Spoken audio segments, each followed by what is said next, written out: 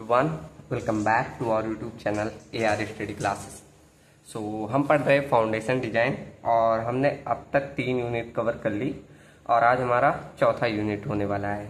ठीक, तो अब तक आपने तीनों लेक्चर नहीं देखे होंगे तो जाकर प्लेलिस्ट में चेक कर लीजिए, वहाँ तीनों लेक्चर पड़े हुए। ठीक, और अगर आपके इसके नोट्स चाहिए तो आप मेरे व्हाट्सअप नंबर 9919424196 इस पे मैसेज कर दीजिएगा, मैं आपको व्हाट्सअप कर दूंगा PDF। ठीक, चलो तो अब स्टार्ट करते हैं यूनिट नंबर 4।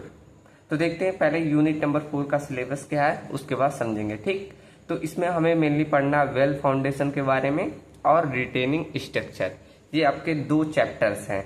ठीक, अब देखो क्या है, पहला इंट्रोडक्शन टू वेल फाउंडेशन और शेप देखना है, उसका कैरेक्टरिस्टिक्स उसकी क्या है और उसके कंपोनेंट्स क्या है, ये हमें देखना है। और कौन कौन से फोर्सेस आते हैं आपके वेल फाउंडेशन पे, वो हमें देखना है। ठीक, उसके बाद सिंकिंग ऑफ वेल क्या होता है, ये हम देखेंगे। ठीक, उसके कॉजेस क्या होते हैं और remedies for tilt and shifts, ये सब क्या होते हैं। ठीक, रेमेडीज मतलब उपचार क्या करोगे, अगर टिल्ट और शिफ्ट आएंगे तो क्या करेंगे। ठीक, उसके बाद आगे है रिटेनिंग वॉल्स कौन से हैं और टाइप्स पूछा है रिटेनिंग वॉल्स के, और सपोर्ट सिस्टम्स क्या होते हैं, कंस्ट्रक्शन मेथड कैसे है, अब रिटेनिंग वॉल को कैसे कंस्ट्रक्ट करोगे उसका मेथड बताना है। उसके बाद लास्ट टॉपिक रहेगा हमारा सीट पाइल और उनका यूजेस। ठीक, और इनके बीच हम डिफरेंस भी देखेंगे, ये काफी बार पूछा जाता है सीट पाइल और रिटेनिंग वॉल में। ठीक, चलो तो ये रहा आपका सिलेबस तो आप सबको ही पता होगा। ठीक, चलो तो स्टार्ट करते हैं। तो पहला टॉपिक अपना चैप्टर का था ही वेल फाउंडेशन, इसे देखते हैं। ठीक, तो जैसा कि हमें पता है वेल फाउंडेशन क्या होता है, एक प्रकार का डीप फाउंडेशन। हमने पढ़ा था पीछे जब डीप फाउंडेशन पढ़ रहे थे तो 3 प्रकार के पढ़े थे, कौन सा, एक पाइल, पियर और एक वेल फाउंडेशन। तो आज हम स्टार्ट करेंगे है वेल फाउंडेशन। वेल फाउंडेशन क्या, एक प्रकार का डीप फाउंडेशन है। तो पहली लाइन यहाँ वही लिखी है कि अ well foundation is a type of deep foundation. ठीक, कि हमारा वेल फाउंडेशन क्या है, एक प्रकार का डीप फाउंडेशन है जिसमें क्या कंसिस्टिंग ऑफ अ होलो और मैसिव स्ट्रक्चर। क्या क्या इसके पार्ट है, एक होलो और एक मैसिव स्ट्रक्चर। मैसिव मतलब काफी भारी स्ट्रक्चर होता है, यूजुअली ये सर्कुलर और रेक्टेंगुलर शेप में होता है। दैट इज संक मीन्स इसे धसाया जाता है। ठीक, into the ground by excavating soil from the interior. ठीक, मतलब उसके अंदर के भाग से क्या करते हैं, जैसे अभी हम आगे पढ़ेंगे आपका वेल फाउंडेशन का जब चित्र देखोगे कुछ ऐसा होता है। देखो अभी आगे बनाया हूं मैं, तो यहाँ कुछ ऐसा एक चित्र होता है। तो इसमें क्या करते हैं, इस अंदर वाली मिट्टी को निकालते जाते हैं और इस वेल फाउंडेशन को अंदर संक करते जाते हैं। जैसे संक मीन्स धसाया, अंदर धसाया जाता है। ठीक, तो वही कर रहा है, जो इंटीरियर से हम सॉइल को एक्सकेवेट करके उसको संक करते जाते हैं। ठीक, and is subsequently filled with the concrete to support loads by transferring them a deeper stable soil strata। ठीक, और उसको क्या करते हैं, हम कंक्रीट द्वारा फिल करते हैं जिससे हमें क्या एक सपोर्ट को नीचे ट्रांसफर करते हैं पूरे अंदर तक, सॉइल स्टेबल सॉइल स्ट्रेटा तक। ठीक, तो ये रहा अबाउट वेल फाउंडेशन। चलो अब आगे क्या लिखा है, a well foundation is similar to an open caisson. ये मतलब देखो केसिन भी एक चीज ऐसा वेल फाउंडेशन की तरह होता है, अब आपके सिलेबस पे नहीं रहा, पहले था, तो वो सिमिलर टू केसिन ही होता है। ठीक, चलो तो बस इतना जानिए कि वेल फाउंडेशन आपका क्या ओपन केसिंग की तरह ही होता है। आगे पॉइंट क्या लिखा है, it is generally use for bridges, pier, abutments and structure in river. Well foundation का कहाँ कहाँ यूज होता है, ब्रिजेज जहाँ बनते हैं, या पियर्स आप बना रहे हैं, या आप अबैटमेंट्स बना रहे हैं, या स्ट्रक्चर कोई भी रिवर के किनारे स्ट्रक्चर बना रहे हैं, तो वहां पर हमारा वेल फाउंडेशन यूज होता है। ठीक, आगे क्या कह रहा है, well foundation is a rigid and massive structure providing high stability. तो वही बोल रहा है कि आपका वेल फाउंडेशन एक रिजिड और मैसिव स्ट्रक्चर होता है जो कि बहुत ज्यादा स्टेबिलिटी आपके स्ट्रक्चर को प्रोवाइड करता है। ठीक, चलो उसके बाद आगे क्या लिखा है, it has a greater resistance to lateral forces compare to many other foundation. मतलब अन्य जो फाउंडेशन आपने बनाए जैसे पाई, पियर्स, ये सब फाउंडेशन, इसमें सबसे अधिक लेटरल फोर्सेस को रजिस्ट करने की क्षमता होती है। ठीक, ये पॉइंट ये बोल रहा है। उसके बाद आगे क्या है, it insure minimum disturbance to surrounding soil during installation. जब आप इसको मतलब वेल फाउंडेशन को इंस्टॉल करते हैं तो आस पास की मिट्टी को ये सबसे कम डिस्टर्ब करता है। कौन? Well foundation. ठीक, चलो चलो अब और क्लियर दिख रहा होगा। तो हमने क्या देखा कि ये हमारा आसपास की सॉइल को सबसे कम डिस्टर्ब करता है जब हम इंस्टॉल करते हैं। ठीक, उसके बाद आगे क्या बोला है, it provides long service life with high durability. मतलब इसकी सर्विस लाइफ और हाई ड्यूरेबिलिटी इसकी काफ़ी अच्छी होती है। ठीक, उसके बाद अगला point, in earlier practice well foundation were construction with stone और ब्रिक। मतलब पहले के समय में जब हम वेल फाउंडेशन को बनाते थे तो स्टोन और ब्रिक से बनाते थे, but today they are mostly reinforcement concrete. मतलब आज के समय में ज़्यादातर हम वेल फाउंडेशन को रेनफोर्समेंट कंक्रीट द्वारा बनाते हैं। ठीक, तो ये बेसिक पॉइंट रहा अबाउट वेल फाउंडेशन। यहाँ देखो मैंने वेल फाउंडेशन का स्ट्रक्चर बनाया है, तो यहाँ से समझेंगे पार्ट्स ऑफ वेल फाउंडेशन क्या क्या होते हैं। तो पूरा स्ट्रक्चर आपको दिख रहा होगा। देखो अब क्या क्या पार्ट्स होते हैं। ऊपर वाला देखो यहाँ पियर कैप, पियर्स, ये आपको नहीं देखना, ये आपका ऊपर का पार्ट होता है। मेन आपका वेल यहाँ से शुरू होता है। ठीक, यहाँ उसके बाद आपका जो रोलर लगा होता है, फिर आपका ब्रिज का पार्ट आ गया, ऐसे ही तो रहता है।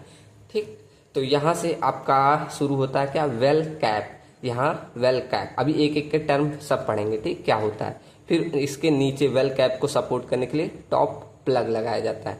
फिर ये जो वॉल बनाई जाती है इसे स्टीनिंग बोलते हैं। ठीक, उसके बाद यहाँ पर जो रेनफोर्समेंट प्रोवाइड करते हैं इसे बॉन्ड रॉड बोला जाता है। उसके बाद इसके अंदर हम क्या करते हैं, सैंड की फिलिंग करते हैं। जैसे सॉइल को एक्सक्वेट करते जाएंगे और ये धीरे धीरे अंदर ऐसे धंसता जाता है। ठीक, तो वहाँ पर बाद में जब हमारा एकदम रिक्वायर्ड डेप्थ पर पहुँच जाओगे तब इसके अंदर हम सैंड की फिलिंग कर देते हैं। ठीक, उसके बाद बॉटम में हम क्या करते हैं, जब ये हमारा मतलब सिंकिंग हो जाता है, देखो इसको अंदर जाना सिंकिंग बोलते हैं। अभी जो प्रोसेस हो रहा था अभी हम आगे और समझेंगे। तो जब हमारा एकदम रिक्वायर्ड डेप्थ तक पहुंच जाता है तो बॉटम प्लग कर देते हैं, मतलब यहाँ पर कंक्रीटिंग पूरा फिल कर दिया जाता है। ठीक, नीचे का ये जो आपको ऐसे कोन वाला पार्ट दिख रहा होता है इसे बोलते हैं वेल कर्व। और यहाँ पर एक कटिंग एज होता है जो कि स्टील का मेनली प्रोवाइड किया जाता है, जिससे ये नीचे आपका ये वेल कर्व नीचे आपका सिंक करते जाता है। ठीक, जितना आपका रिक्वायर्ड डेप्थ रहेगा तब तक ये सिंक करते जाएगा बाई आप अप्लाई करके, लोड अप्लाई करके या किसी मेथड द्वारा हम करते हैं, अभी आगे सीखेंगे। ठीक, तो ये रहा आपका पार्ट्स ऑफ वेल फाउंडेशन, क्या क्या उसके पार्ट्स होते हैं। अब एक एक करके सब टर्म सीखते हैं कि क्या क्या है, कौन सा मतलब पार्ट क्या महत्व रखता है। तो पहला हमने देखा वेल कैप, ऊपर ही देखा ना।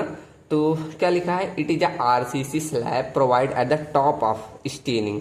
मतलब इस स्टेनिंग जो वॉल बनाए, स्टेनिंग वॉल भी बोल सकते हो, इसके सबसे ऊपर जो होता है वो हमारा वेल कैप होता है।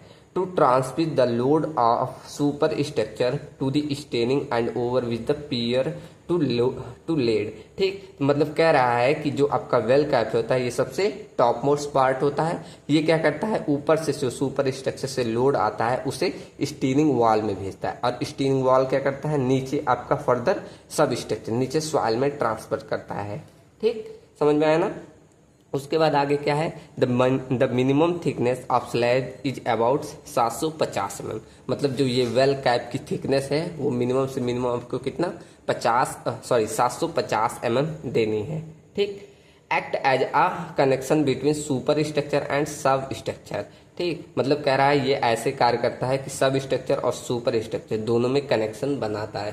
ठीक, चलो तो ये हमारा रहा वेल कैप के बारे में। अब अगला देखते हैं टॉप प्लग क्या होता है। अब एक सेकेंड, यहाँ फिगर भी रहेगा, सब समझ में आएगा था।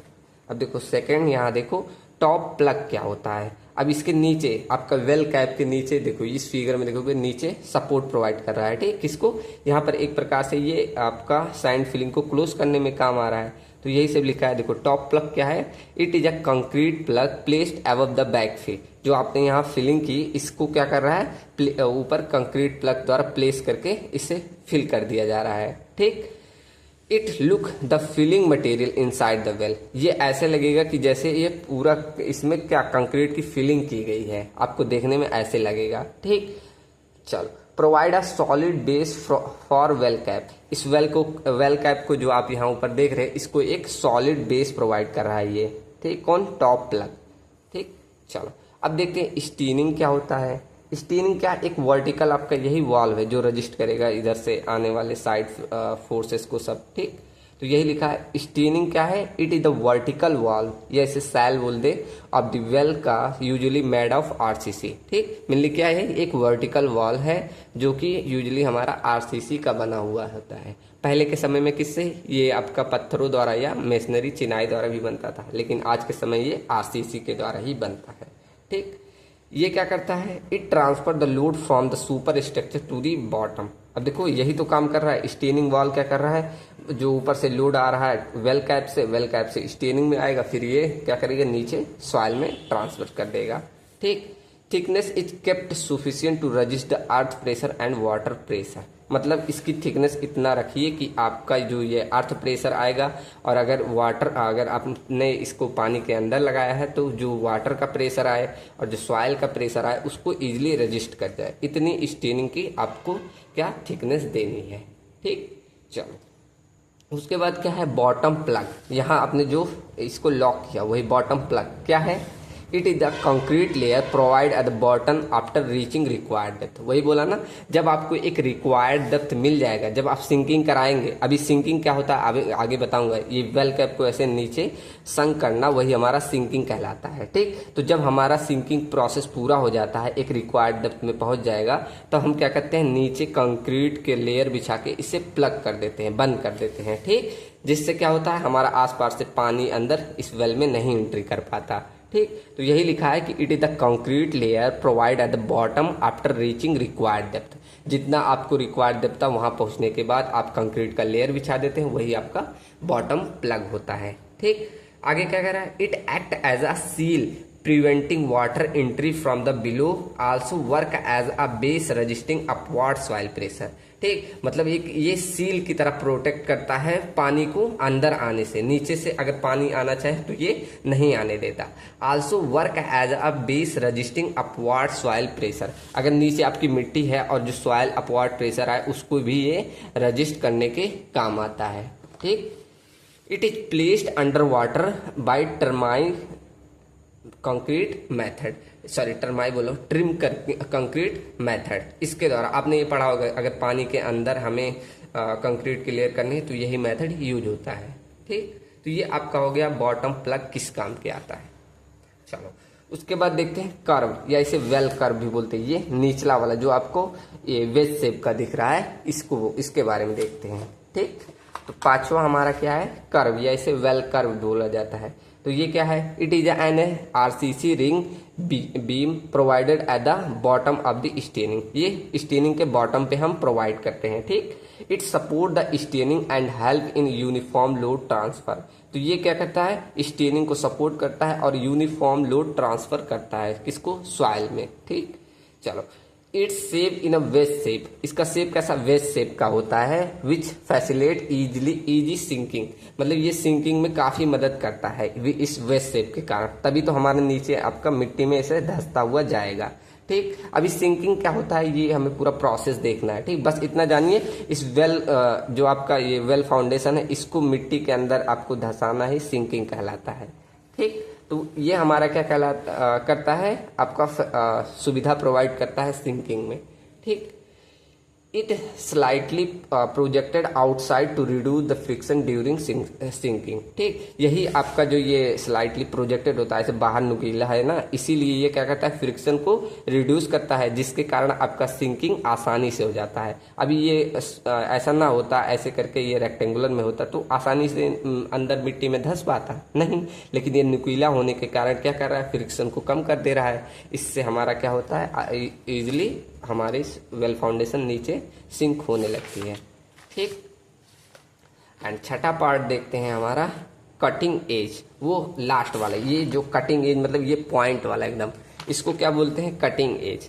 ये क्या होता है, it is the lowest steel edge attach below the curb, जो आपने वेल कर्व पढ़ा उसके नीचे आप एक स्टील का एज प्रोवाइड कर देते हैं।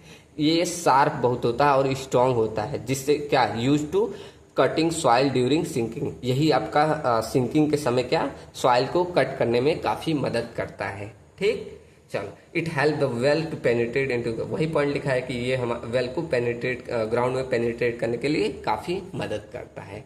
ठीक, चलो अब बैकफिल क्या होता है, जब आपने पूरा मतलब वही आफ्टर द प्लग सीड, जो आपने ये नीचे प्लग कर दिया उसके बाद क्या करेंगे, hollow portion is filled with a sand और एक्सकेवेटेड मटेरियल, या तो सैंड के द्वारा या आपने जो भी सॉइल बाहर निकाला उसी को उसमें फिल कर दीजिएगा। ठीक, जो कि स्टेबिलिटी प्रोवाइड करता है और रिड्यूस कर देता है सेटलमेंट होने को। ठीक, तो ये हमारा हेल्प करता है इस बैकफिल को, जो आपने यहाँ देखो मैंने डॉट डॉट किया ना, तो ये आपका क्या बैकफिलिंग की गई है। ठीक, तो समझ में आया ना, ये हमारे हो गए पार्ट्स ऑफ वेल फाउंडेशन। चलो अब देखते हैं डिफरेंट टाइप्स ऑफ शेप के आधार पे वेल फाउंडेशन कौन कौन से होते हैं और इनके क्या क्या क्वालिटीज है वो सब हम सीखेंगे। ठीक, तो सबसे पहले और सबसे ज़्यादा यूज होता है सर्कुलर शेप वेल। आपने बहुत जगह जहाँ पर भी अपने यहाँ ब्रिजेज में देखे होंगे सर्कुलर शेप का ही वेल फाउंडेशन देखा होगा। ठीक, तो ये देखो लिखा भी है कि most commonly use shape in practice, सबसे ज़्यादा उपयोग में हमारा वेल फाउंडेशन कौन सा, सर्कुलर वाला ही यूज होता है। Offer uniform stress distribution in all direction, ये सभी डायरेक्शन में एक समान स्ट्रेस डिस्ट्रीब्यूशन करता है। ठीक, इसे easy to sunk due to absence of corner, इसे मतलब सिंक करना, जब इसे मतलब वही जो सिंकिंग प्रोसेस अंदर धंसाना, सिंपल समझिए अंदर इसे मिट्टी के ग्राउंड के अंदर पेनिट्रेट करना बहुत आसान होता है। क्यों, क्योंकि इसमें कोई रेजिस्टेंस या कॉर्नर नहीं होते। जैसे आप ये अभी रेक्टेंगुलर वाला देखेंगे तो इसमें ऐसे कॉर्नर है जो कि इसके कारण क्या रेजिस्टेंस आएगा, लेकिन आप यहाँ सर्कुलर वाला देख रहे हैं तो इसमें कोई कॉर्नर है नहीं है, तो इससे क्या होता है ये इजिली सिंक हो जाता है। ठीक, provide good resistance again water current and scouring, ठीक मतलब कटाव में। ठीक, तो ये क्या करता है, एक अच्छा रेजिस्टेंस प्रोवाइड करता है। वाटर करंट मतलब जो आपका पानी फ्लो करता है उसके द्वारा जो प्रेशर आ रहा है उसको इजिली ये ऐसे देखो पानी इधर से आएगा ना तो इजिली ये आपका वाटर फ्लो को कम कर देता है और इसमें कटाव भी कम होता है। ठीक, suitable for bridge pier and single column load, ये क्या ब्रिजेज में और सिंगल कॉलम लोड्स में काफ़ी ज़्यादा ये यूज होता है। ठीक, उसके लिए सुटेबल होता है। ठीक, तो ये रहा आपका circular shape well. And second देखते हैं रेक्टेंगुलर वेल क्या होता है। आपको शेप दिख रहा है तो use when length is greater then width, ये कब यूज होता है, जब हमारा लेंथ विड्थ से ज़्यादा रहेगा तब वहाँ पर इसको यूज किया जाता है। Suitable for abutments and retaining structure, ये कहाँ पर अबेटमेंट बनाना हो या रिटेनिंग स्ट्रक्चर बनाना हो तो वहाँ पर यूज करते हैं। इसमें तो ये देखो ये जो कॉर्नर है इससे हमारा सिंकिंग में डिफिकल्टी आती है। Provide good support for elongated load, ठीक तो मतलब ये क्या करते हैं, अगर इलोंगेटेड लोड आ रहा है उसमें एक गुड सपोर्ट प्रोवाइड करता है। ठीक, not ideal for strong water current, मतलब ये अगर वाटर का फ्लो ज़्यादा है तो वहाँ पर ये काफ़ी ज़्यादा आइडियल नहीं रहते। ठीक, मतलब यहाँ पर स्क्योरिंग होने लगेगी, मतलब मिट्टी का कटाव होने लगेगा, ये सब ये नहीं रोक पाता। ठीक, जैसे देखो इसमें है ना तो ये वाटर को इतना वो इसमें ये कॉर्नर्स इसके डैमेज होने लगेंगे अगर ज़्यादा तेज इसमें वाटर करंट फ्लो रहा। ठीक, चलो तो ये हमारा सेकेंड था रेक्टेंगुलर वेल। एंड थर्ड देखते हैं स्क्वायर वेल। अब स्क्वायर में क्या बस ये साइज अब इसमें सिमिलर नहीं था, इसमें सिमिलर हो गया, तो ये भी use for moderate loads and small structure में यूज हुआ होता है। इजी टू कंस्ट्रक्ट होता है कंपेयर टू रेक्टेंगुलर के, ये आसानी से बनाया जा सकता है। इसमें भी कॉर्नर क्या करते हैं, सिंकिंग में रेजिस्टेंस पैदा करते हैं। Load distribution is not uniform as circular, जैसे हमारा सर्कुलर में क्या था लोड डिस्ट्रीब्यूशन यूनिफॉर्म था, इसमें नहीं होता। लेस कॉमनली यूज इन रिवर्स वर्क, इसमें इसे कॉमनली रिवर्स में यूज किया जाता है, आपके छोटे मोटे काम में इसे उतना नहीं यूज किया, ज़्यादातर आपका सर्कुलर ही यूज होता है। ठीक, चलो अब देखते हैं ट्विन सर्कुलर वाल, मतलब ऐसे दो लगातार आपके सर्कुलर वेल फाउंडेशन यूज होंगे। इसमें क्या देखो क्या लिखा है, consist of to separated circular, मतलब दो आपस में सेपरेटेड ये सर्कुलर वेल्स लगे हैं। ठीक, use when load is very high, जब आपका लोड बहुत ज़्यादा होगा तभी ये यूज होगा। Act like a group wells, ये एक ग्रुप की तरह काम करेंगे जिससे काफ़ी अच्छा आपको लोड ट्रांसफर करने का और इसकी स्ट्रेंथ काफ़ी बढ़ जाती है। इसलिए प्रोवाइड बेटर लोड डिस्ट्रीब्यूशन, ठीक वही लिखा ना कि लोड डिस्ट्रीब्यूशन में काफ़ी आसानी हो जाता है। अब देखो ऑक्टागोनल वेल्स, अब ये ऑक्टागोनल मतलब इसमें बस ऐसे ही आ गया, ऑक्टागोनल मतलब ऐसे इसके 8 साइड, ऐसे साइड्स ज़्यादा आ गए। ठीक। तो ऑक्टागोनल का रेयरली ये काफ़ी मतलब आपने कभी देखा है, मैंने तो कभी नहीं देखा, तो इसलिए बोला है। देखो, rarely use in practice, offers improved load distribution, इसमें मतलब काफ़ी अच्छा लोड डिस्ट्रीब्यूशन होता है। Provide better approximated to circular, मतलब ये सर्कुलर के कंपेयर में अच्छा होता है। क्यों? क्योंकि इसमें ऐसे साइड्स है ना, तो इसमें डैमेज कम होते हैं। ठीक, इसमें थोड़ा अगर सर्कुलर में थोड़ा था डैमेज भी होगा तो इसमें कुछ भी नहीं होगा।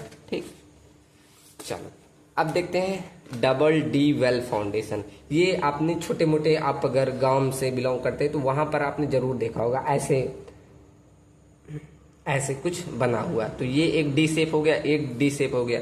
तो यहाँ पर इसीलिए बोला है consist of 2 D shaped portion joint together. ठीक, इसमें 2 डी शेप के ऐसे आपस में जुड़े होते हैं। Provide better stream line shape against water flow, मतलब ये आपका वाटर फ्लो अगर ज़्यादा है तो वहाँ एक अच्छा उपयोगी होता है। ठीक, ये हमारा क्या स्क्योरिंग को जो कटाव होता है उसको कम कर देता है, उसके इफेक्ट को। Offer good resistance to lateral forces, ये भी लेटरल फोर्सेस में एक अच्छा रेजिस्टेंस होता है। Commonly use for bridges piers in river, देखो मैंने बोला ना ये रिवर्स में काफ़ी ज़्यादा, मैंने खुद रिवर्स में ऐसा शेप देखा है। ठीक, आप लोगों ने भी देखा होगा, अब तक नोटिस नहीं किए होंगे, अब जाकर करिएगा। ठीक, चलो सातवां देखते हैं डम्बल बेल वेल शेप। इसमें क्या होता है, 2 सर्कुलर को एक उससे शाफ्ट द्वारा कनेक्ट कर दिया जाता है। ठीक, देखो ऐसे लिखा है, formed by 2 circular wells connected by the shaft. यही शाफ्ट कनेक्ट होने से कारण ये काफ़ी उपयोगी, मतलब हार्ड, देखो ये लिखा है कि suitable for very hard load, इसी के कारण ये काफ़ी हार्ड लोड को भी रजिस्ट कर लेता है। ठीक, provide high stability and moment resistance इसमें होता है। More complex and costly to construct, इसका मतलब बनाना काफ़ी कॉस्टली पड़ता है और कॉम्प्लेक्स भी होता है। ठीक, चलो आठवां क्या है डबल रेक्टेंगुलर। अब वही जो सिंगल था उसको 2 बार कर दिया बस। Use where load large and elongated in one direction, अगर मतलब लोड काफ़ी ज़्यादा है तो और इलांगेटेड है तब किसी एक डायरेक्शन में, तब वहाँ पर इसे यूज किया जाता है। ठीक, provide better stability and load distribution than single, मतलब सिंगल के कंपेयर में ये लोड डिस्ट्रीब्यूशन अच्छा करता है और बेटर स्टेबिलिटी भी इसकी होती है। ठीक, सिंकिंग इज मोर डिफिकल्ट, अब इसमें देखो कॉर्नर और ज़्यादा बढ़ गए तो सिंकिंग और डिफिकल्ट हो गई।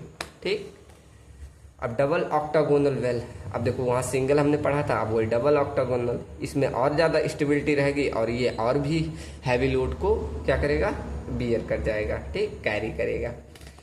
Less commonly use due to complexity construction and layout. ठीक, मतलब इसे बनाना काफ़ी कॉम्प्लेक्स रहता है, इसलिए इसका बहुत कम यूज होता है।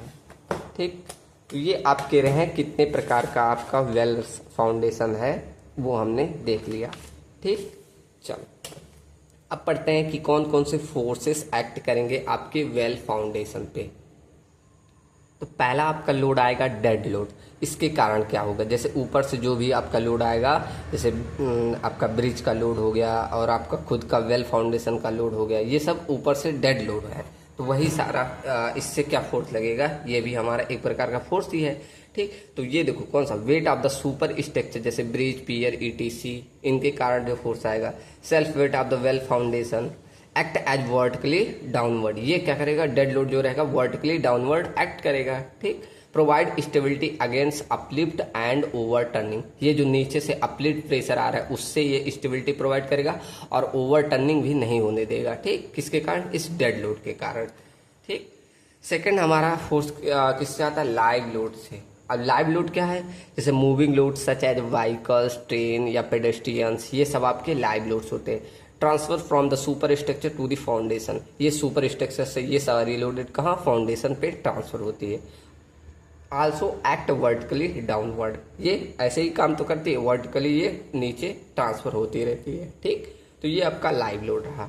एंड थर्ड आपका आता है विंड लोड। अब जो विंड लोड के कारण भी इफेक्ट पड़ता है, क्या, horizontally force due to wind pressure on the structure.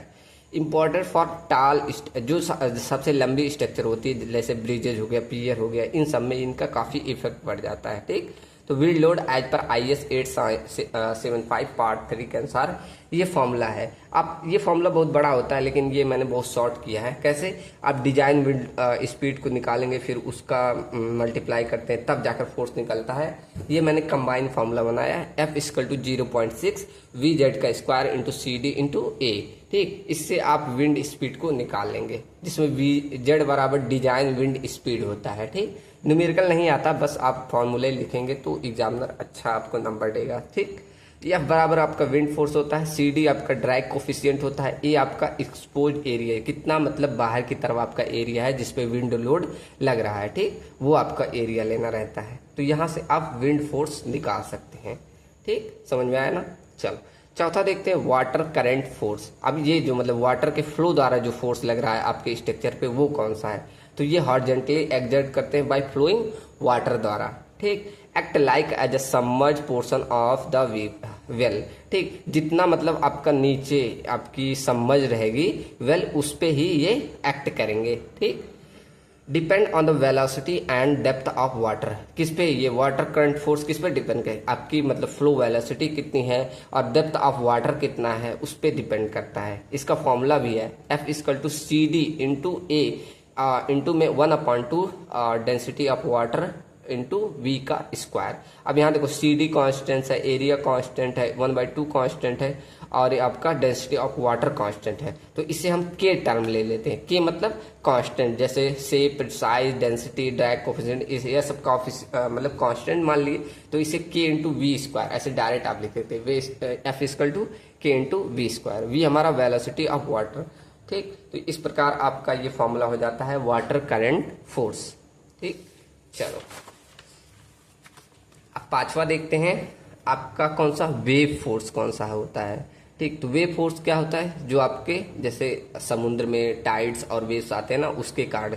तो देखो वही लिखा है, additional horizontal force due two waves. जैसे सी समुद्र में या लार्ज रिवर्स में, बड़ी बड़ी नदियों में ये काफी प्रभाव डालता है। ठीक, तो सिग्निफिकेंट इन कोस्टल स्ट्रक्चर, मतलब जो आपके तटीय क्षेत्र होते हैं उनमें ये काफी प्रभाव डालता है। ठीक, देखो इसका कैसे निकाल सकते हो, F equal to 1/2 rho G H square into C. ये रो W कर दीजिएगा, मतलब रो डेंसिटी ऑफ वाटर। ठीक, यहाँ पर देखो सब 1/2 कांस्टेंट, रो कांस्टेंट, जी कांस्टेंट, सी कांस्टेंट, तो इसे K ले लेंगे और H स्क्वायर मतलब हाइट कितना है, वेव की हाइट। ठीक, तो यहाँ से ये फॉर्मूला लिख देते हैं K इंटू एच स्क्वायर, या आप ये भी ध्यान रखें 1 रो जी एच स्क्वायर इंटू सी। ठीक, इस प्रकार आप वेव फोर्स निकाल सकते हैं। अब अर्थ प्रेशर, इसे तो आपने सॉइल में ही पढ़ा होगा। ये lateral pressure exert by surrounding soil, दो प्रकार के, एक्टिव और पैसिव, आप सबने पढ़ा होगा ये। अगर सॉइल पिछले सेम में आपने पढ़ा ना तो उसमें पढ़ा है। ठीक, तो एक्टिव प्रेशर, पैसिव प्रेशर, इसे कैसे निकालते हो, 1/रो एच स्क्वायर इंटू के कैसे निकलता है, 1 माइनस साइन फाइव अपन 1 प्लस साइन फाइव। ऐसे पैसिव निकाल देते हैं 1/रो एच स्क्वायर, बस के स्थान पे KP लिख देते हो कि पैसिव कोफिशिएंट आ जाएगा। तो KP बराबर 1 प्लस साइन फाइव अपन 1 माइनस साइन फाइव। ये आपका ऐसे पैसिव अर्थ प्रेशर निकाल लगे। यहाँ गामा मतलब यूनिट वेट ऑफ सॉइल है और H मतलब डेप्थ और फाइव मतलब एंगल ऑफ इंटरनल फ्रिक्शन। ठीक, चलो तो ये आपके 6 हो गए अर्थ प्रेशर। और आपका 7वां आता है बॉयंसी फोर्स, जो कि नीचे से अपलिफ्ट फोर्स भी कह सकते हो। तो upward force due to water pressure, जो आपका अपवर्ड फोर्स आ रहा है किसके, वाटर द्वारा, वो आपका बॉयंसी होता है। ये क्या करता है, reduce the effective weight of the foundation. ये जो आपका इफेक्टिव वेट होता है फाउंडेशन का ना, इसको कम, जैसे ये आपका फाउंडेशन का वेट अब नीचे से ये लगाएगा ना तो उतना वेट आपका ये नहीं देता। ठीक, तो इम्पोर्टेंट ड्यूरिंग कंस्ट्रक्शन, जब आप बनाते हैं तब ये आपका काफी महत्व रखता है। इन सबमर्ज्ड कंडीशन, जब आप मतलब नदी के अंदर या समुद्र के अंदर, ये कहीं भी पानी के अंदर जब ये कंस्ट्रक्ट कर रहे हैं तब ये बॉयंसी फोर्स काफी प्रभाव डालता है। ठीक, इसे कैसे निकाल सकते हो, U equal to rho W into V submerge, कितना वॉल्यूम ऑफ सबमर्ज है और डेंसिटी ऑफ वाटर से मल्टीप्लाई कर दोगे तो आपका सबमर्ज, यहाँ मैंने लिख दिया वी सबमर्ज मतलब सबमर्ज वॉल्यूम कितना है। ठीक, तो यहाँ से आप बॉयंसी फोर्स निकाल लोगे। ठीक, कोई टफ नहीं है। अब आपका 8वां आपका आता है सिज्मिक फोर्स। अगर आपका बाई चांस भूकंप कम आ रहा है तब उस पर भी आपका वेल फाउंडेशन पे प्रभाव पड़ता है। तो यही लिखा है, forces generated during earthquake include the both horizontal and vertical components, मतलब इसमें दोनों वर्टिकल और हॉरिजॉन्टल कंपोनेंट दोनों पे प्रभाव आता है। Causes additional stresses end moment, इसमें एडिशनल स्ट्रेसेस आते हैं और मोमेंट्स भी आ जाता है। ठीक, 9वां आता है इम्पैक्ट फोर्स। अब इम्पैक्ट फोर्स मतलब सडनली आपके वेल फाउंडेशन पे जो आ जाए, जैसे आपका कोई फ्लोटिंग डेब्रिज जैसे कचरे हैं या शिप्स आ गए या व्हीकल हीटिंग, मतलब कोई भी व्हीकल या शिप्स आपका अचानक से हीट करे तो उससे भी प्रभाव पड़ता है। Consider in river and marine structure. ठीक, इनमें ये कंसीडर किया जाता है। एंड 10th आपका आता है फ्रिक्शन रेजिस्टेंस। ये कैसे? Act along the side of walls, help resist to vertical load and sliding. ये आपका जैसे वर्टिकल लोड्स और स्लाइडिंग को मदद कराता है फ्रिक्शन रेजिस्टेंस ही। ठीक, एंड 11th बोला जाए क्या है? Temperature stresses.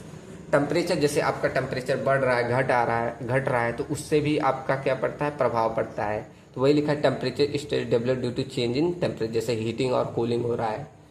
when movement is restrained, जब मतलब आपका मूवमेंट रेस्ट्रेन कर दिया तो वही तभी तो हमारा मतलब स्ट्रेसेस प्रोड्यूस होते हैं। तो वही लिखा है। ठीक, तो यहाँ इसको फॉर्मूले से निकाल सकते हैं, A into E alpha into delta T.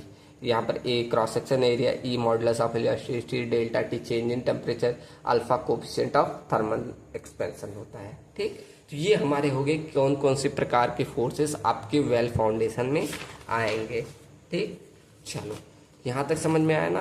कोई इसमें 4th यूनिट तो आपकी पूरी की पूरी थ्योरी है। चलो अब देखते हैं सिंकिंग ऑफ वेल क्या होता है।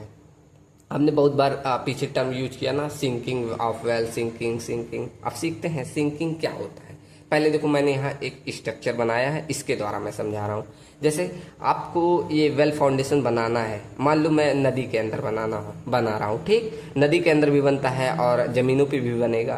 तो मान लो मुझे पानी के अंदर बनाना है, और ये पानी के अंदर जब बनता है तो हम क्या करते हैं? पहले एक सैंड का आइलैंड बनाते हैं। ठीक, ऐसे देखो ये मैंने सैंड का आइलैंड बना दिया। उसके बाद सर्वप्रथम आप वेल कर्व को आप बनाएंगे। ठीक, यहाँ वेल कर्व को बना दिए। ठीक, प्रोसेस बता रहा हूँ कैसे कैसे, मतलब आप जान लीजिए कंस्ट्रक्शन मेथड भी हो गया वेल फाउंडेशन का।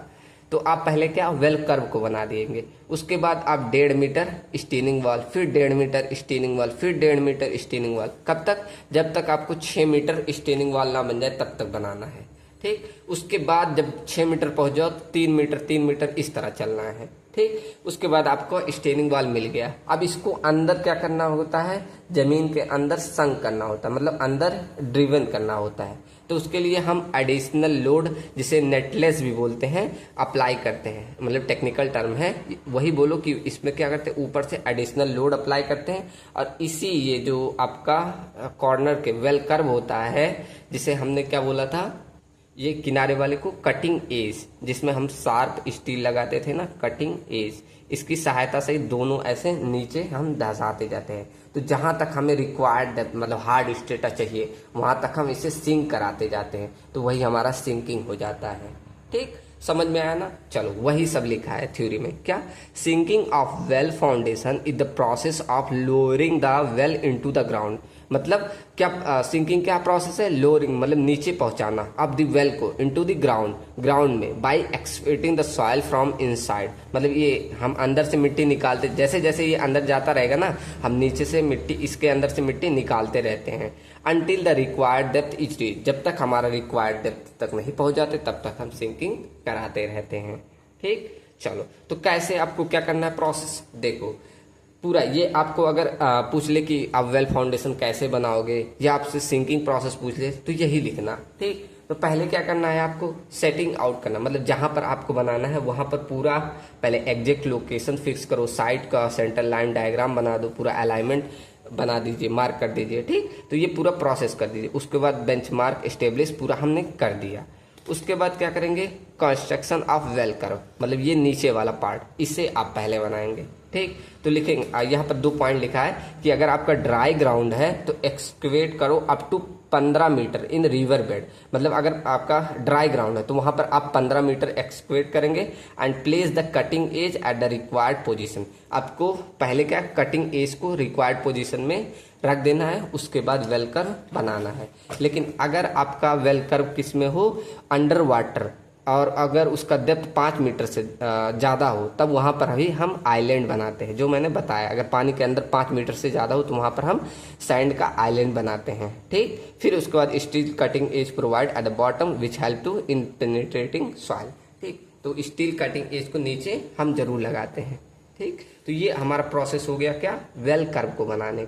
उसके बाद थर्ड आपका क्या होता है? Construction of steining. मतलब अब आप इस पहले आपका ये वॉलकर बन गया, अब आप स्टेनिंग वॉल को बनाएंगे। तो यही लिखा है vertical wall of the well is called staining construction using RCC या मैसनरी। तो वही वर्टिकल वॉल को हम स्टेनिंग बोलते हैं, जो कि हम कंस्ट्रक्ट कर सकते हैं बाय आरसीसी या मैसनरी द्वारा। ठीक, और देखो क्या लिखा है, the steining is initially construction in 1.5 meter lift. पहले हम 1.5 मीटर तक बनाएंगे, फिर जब तक हमें 6 मीटर नहीं अचीव हो जाएगा तब तक हम 1.5 मीटर, फिर 1.5 मीटर, ऐसे करके आप 4 बार बनाएंगे। तब आप 6 मीटर जब पहुंच गया तब हम कितना लिफ्ट कराएंगे, उसके बाद हम बढ़ाकर 3 मीटर कर देंगे। मतलब अब जैसे 6 मीटर हो गया, उसके बाद 6, 3, 9, फिर 12, फिर ऐसे बनाते जाएंगे हम। ठीक, तो इस तरह आपका स्टेनिंग वॉल बन जाएगा। अब आपका क्या होता है, उसके बाद जब बन गया सिंकिंग प्रोसेस स्टार्ट होता है। अब ये क्या होता है, the well foundation is sunk slowly and uniformly rate से into the soil to prevent sudden settlement and tilting. मतलब आपको जब ये पूरा काम हो गया, बन गया आपका, तब उसके बाद एक यूनिफॉर्म रेट से आप नीचे अंदर ये वेल फाउंडेशन को सिंक कराएंगे, जिससे अगर सडनली हो जाएगा तो उसमें सेटलमेंट और टिल्टिंग भी आ सकती है। तो सडनली या नहीं होना चाहिए। ठीक, excavate up soil from the inside the well reduce क्या करेगा, support below the causing the well to move downward under its own weight. ठीक, वही कह रहा कि इसके अंदर जितना ये अंदर सिंक होते जाएगा, इसके अंदर से मिट्टी निकालते जाइएगा, उससे क्या होगा, ये अपने वेट से या इस पे एडिशनल वेट भी लगा सकते हैं, उसके द्वारा हम क्या करेंगे, इसे अंदर सिंक करते हुए जाएंगे। ठीक, चलो उसके बाद क्या लिखा है, वही लिखा है कि the dead load of the well steining along with additional load, जिसे नेटलेस भी बोलते हैं, provided if provided facilitate the sinking process. मतलब इस पे हम एडिशनल डेड लोड भी प्रोवाइड कर सकते हैं, जिससे हमारा ये सिंकिंग प्रोसेस को फैसिलिटेट कर देगा। ठीक, और आसानी होगी। ठीक, चलो the verticality of the wall is check frequently using instrument like plumb bob to control the tilt and shift. मतलब आप जैसे जैसे सिंकिंग हो रहा है, आपको हमेशा चेक करते रहना चाहिए। ऐसा नहीं हो रहा है कि आपका ये ऐसे मतलब सिंक होते जा रहा है, ऐसे टिल्ट हो जाए थोड़ा। अभी देखिए टिल्टिंग भी कई प्रकार के होता है, शिफ्ट भी होता है, तो कई प्रकार से हो जाता है। ठीक, गलतियां ही होती है, हर इंसान से होता है। ठीक, तो यहाँ जब आपके थोड़ा सा मिस्टेक करेंगे तो वहाँ पर टिल्टिंग या शिफ्ट हो जाएगा, तो उसे हमेशा हम प्लम्बॉब द्वारा हमें चेक करते रहना चाहिए। जैसे जैसे सिंकिंग हो रहा है हम चेक करते रहेंगे, ऐसा ना हो ये टिल्ट होता जाए। ठीक, तो uneven sinking must be avoided, मतलब ऐसा ना हो ज्यादा एक तरफ ज्यादा सिंकिंग हो जाए, एक तरफ कम, उसे हम अवॉइड करते हैं। ठीक, तो समझ में आया ना सिंकिंग क्या है। चलो अब यही देखो लिखा control of tilt and shift.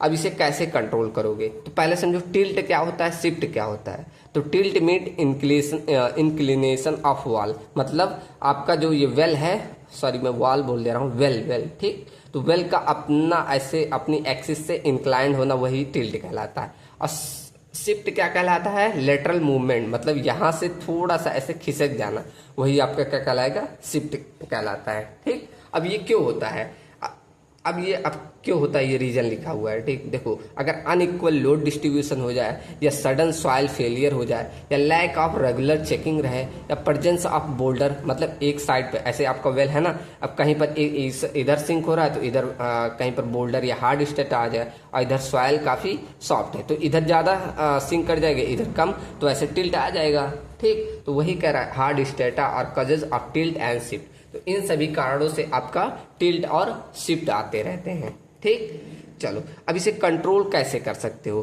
तो करेक्टेड बाय इसेंट्रिक लोडिंग। आपका मतलब एक तरफ इसे अगर ये टिल्ट हो गया तो इसे इसेंट्रिक लोडिंग द्वारा कंट्रोल किया जाए। अभी हम देखेंगे और सारे मेथड है।